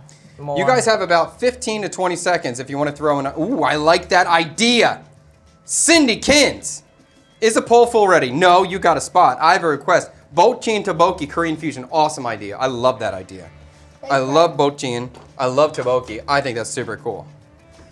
Would you write a cookbook so we can recreate this dish? Yeah, we'll get to it. I know. I'm so glad people I just... think Chef's Cookbook is going to be on the same timeline as that P.O. Box guy. Yeah. I'm just glad you guys are excited. I can see, Trey. I don't want you touching my computer. I can answer this. When you cook when you're mad, has the food turned out horrible? Every time I'm mad and I cook like shit. Every time I'm pissed off and I cook, like, my food turns out terrible. I've had times, usually that's the truth, the case. I've had times where I'm really pissed off and I make something amazing. Really? Mm-hmm. I've had a few. Persian herb stew with crispy rice sounds good. I've had What a is a few. Persian herb stew? Tang popped it up. A tree did. That's good. GTA 6. Huh? The PO box and the cookbook and the GTA 6 Same time. Gonna come at the same time. I've heard of. And the bagel recipe? Bagel recipe is gonna happen. And GTA 6. I've had pop-up dinners where I was having a hard day and I was just angry the whole time, but people love the food. So yeah, I don't recommend cooking angry though. It's you're fighting uphill. It's not a great idea. Okay, so let's see what our list is for dishes.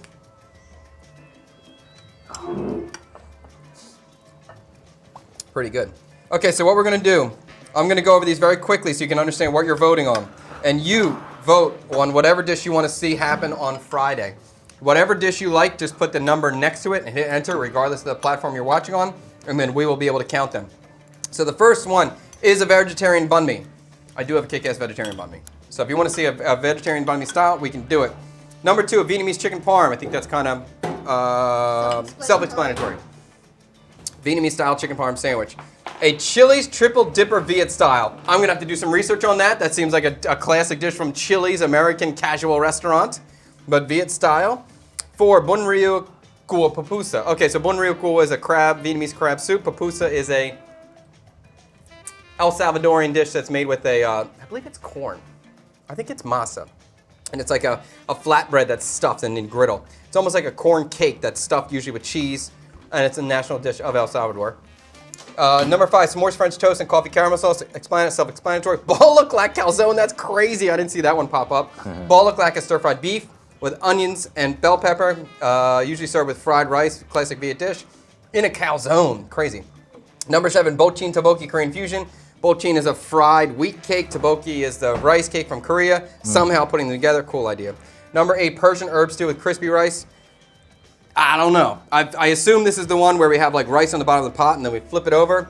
Never made it. Could be fun. All right, so anything you want to see, type the number. If you want to see Bala clack calzone, type a 6, hit enter. You want to see Chili's triple dipper Viet style, type 3, hit enter. Vietnamese chicken parm, type 2, hit enter. 2 minutes on the poll. You guys decide what the show will be. Please vote. This is the most I've seen treat. If you're watching, you should be voting. TikTok. I still feel like there's something in here getting my eyes or my sinuses or something. Same. And if you're watching on TV through YouTube, you're awesome. Just pull out your phone, get a little vote in there. I'm going on Viet chicken parm was what number? Viet chicken parm is number 2, but you shouldn't be curating the. This is good. I can't see it from over here. Okay, I'm glad I went with the 9.5. This is a banger. It is I great. want to keep eating it, so that's a good sign. I want to eat it forever. You know that 30-day thing. I could eat this for 30 days. It's good. I couldn't eat Indian food. That's good. Wow, I like this a lot. Okay. Your wish might come true, chicken palm guy. Wow, 53 seconds. Chicken parm is in the lead for the win. Let's see what happens. What's the score? 11. Chicken parm has 11. Tteokbokki fusion, 7. Chili's triple dipper Viet style coming from the back with a 7, tied for second place. Surprised about that. What number is that? 7. Number 3. Oh. Oh, god darn it, TikTok, you can't see. Darn it. Oh, TikTok, you don't know what you're voting for. Just type a number and hit enter. Any number. Just type a number between 1 and 8, whatever number you want, and hit enter. Be a part of the vote. Okay, I'm gonna prolong the poll a little bit and then. Oh, okay, Tang's gonna show you right now. So Tang's got the TikTok. He's pointing up there. So you guys over on TikTok, you should be able to see the list of dishes and make your vote in there. But you did read it. I did, but it's hard to remember if you're not really in it. TikTokers, right? Pulling down. Yeah, it is only YouTubers voting, huh? Yeah, YouTubers. All right, and Tree, do the dishes. And Sammy D over on Twitch.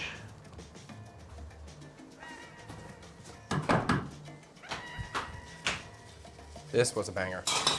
Really good. Fucking good, dude. Really good. I don't think you thought it was gonna be that good when I was No, eating I it. don't. I don't really make stuff like this too much. And with the bread too, it's pretty awesome. I liked it. Yeah. This pan is hot. Okay, 0 seconds left on the poll. Did we get no votes from TikTok? TikTok, Nothing. It's not coming up. you No, we got one from TikTok. keep going and do what you're doing. TikTokers, I want to shun you, but I love you, so it's okay. Oh, here comes TikTok. Hooray! It came see all in at TikTok? once. Okay.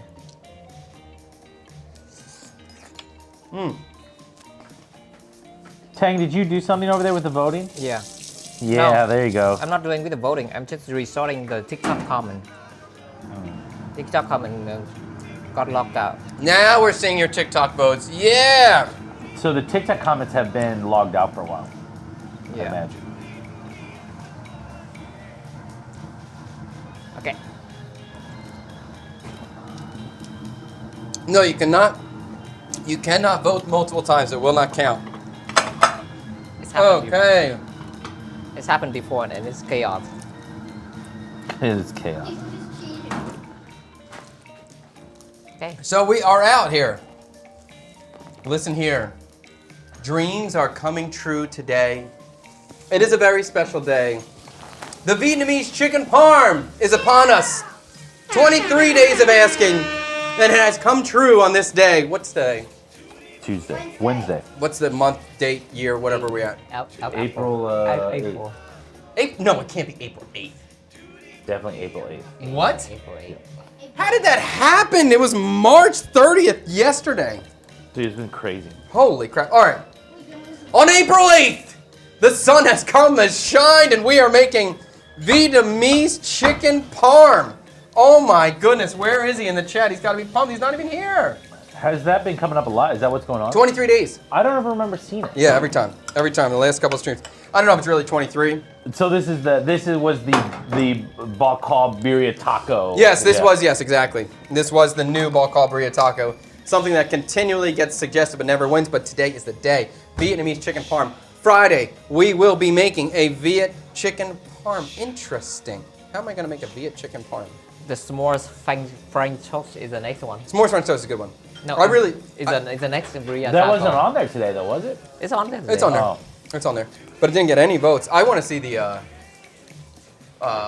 was it pandan guava cannoli? Something like that. That was Oh, crazy. yeah. Vietnamese chicken parm. What does that mean? You Holy know how much you can make a month here working at McDonald's? Full time. 25K an hour? 8 million a month. Oh, that's not all right. Wow, I'm just kind of going through Vietnamese chicken parm. What does that mean? Okay. Yeah, I'm curious what you're gonna do because Yeah. are we gonna have it with noodle or not?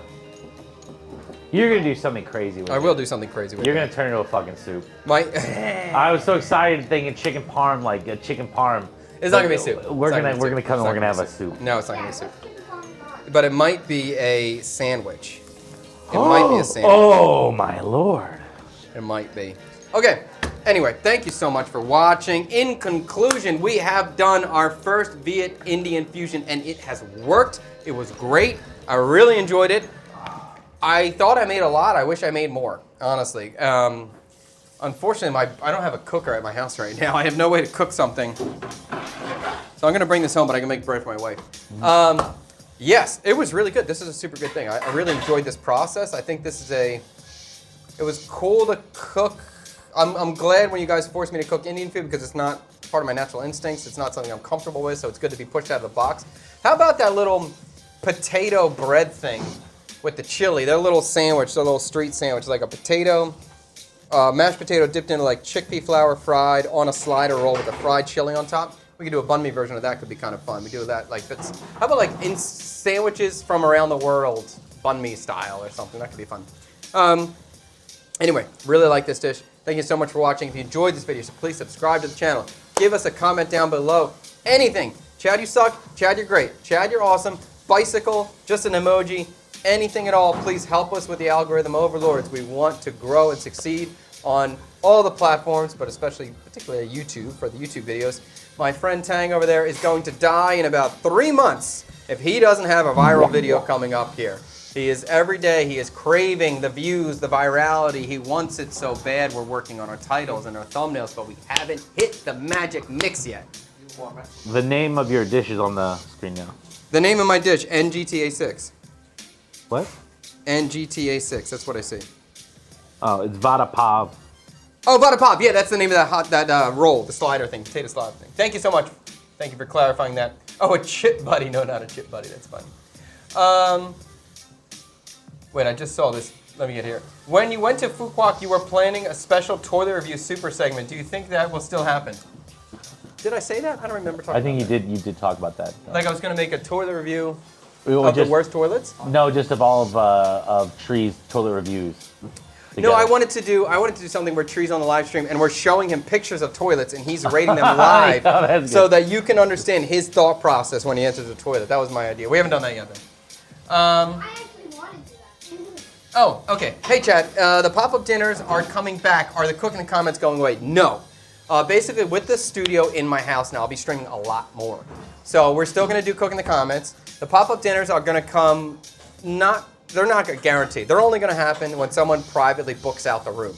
It's not going to be open to reservation. It's not going to be open for a two-top. If you want to come and get it, you book out the entire space. You bring your guests. I don't want to try mixing and matching guests anymore. I don't like that. Sometimes it works out great, sometimes it doesn't. And when it doesn't, it's not fun. So it'll be a situation where if you want to come, you can book out the space for a night. Then the dates and scheduling will be open. We'll talk about a menu if you have any things you want particularly. And then we can talk about how many people you have. And I should still be able to fit 12 maximum. Although probably anywhere, minimum probably 4. I think. What do you think this cost is? A lot. A lot. What's ballpark approximate? Per person, I guess. I know it's just the booking fee of the room. It depends on your menu. Depends on if you have. So if I book it privately for 3 people, you're gonna charge me the same as for 12? Yep. Okay. Yep. I'm gonna charge you a book out space for booking out the space, and I don't know the whole pricing structure. And then per But I would think that it's going to be, at least 25 million, at least. Oh. So it could be more, and then if you want luxury ingredients, it's gonna be more than that. So like it's not a cheap experience. If the money's an issue, it's not gonna work out. But I will have street food on the street. That will be affordable for everybody. So that's about $1,000, guys. Thanks. $950 just for the room, Yes, approximately. And that's an all-in experience. When you come in, you're gonna have a good time. There's gonna be alcohol flowing. This is, if that's something you're interested or open to, we'll talk about it. I doubt it's not gonna be for everyone going on here. Little kid in the back doing dishes. I laugh out loud. I love the naan. Yes, one day he will do them well. He asked this earlier, so I think it's good to answer. Go for it. How much was the gas tank in USD? So Oh, sure. $590, right? This is about, was it $590? No. Oh, it was $590. Yes. So that's about $24. And before it was about $450. It was about $17. So now we're at 24. We're up. $22.41. Yeah. Oh, the rate's different. So yeah, around $22. And before it would have been around $15, something like that. So quite a big jump.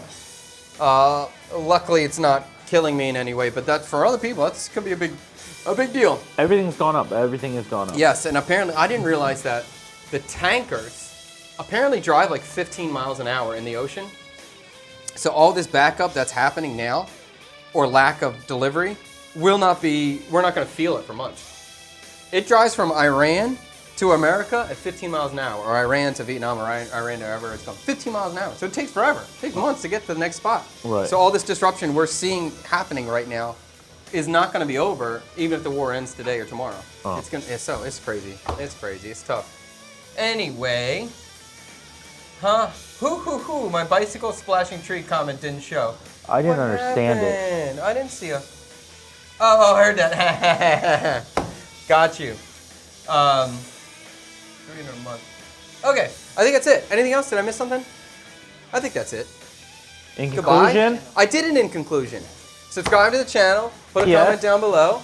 If you're watching us right now, over here or over there, we love you. Thank you for being early chatters into this CKSK community that is growing and building and developing, and it's super exciting.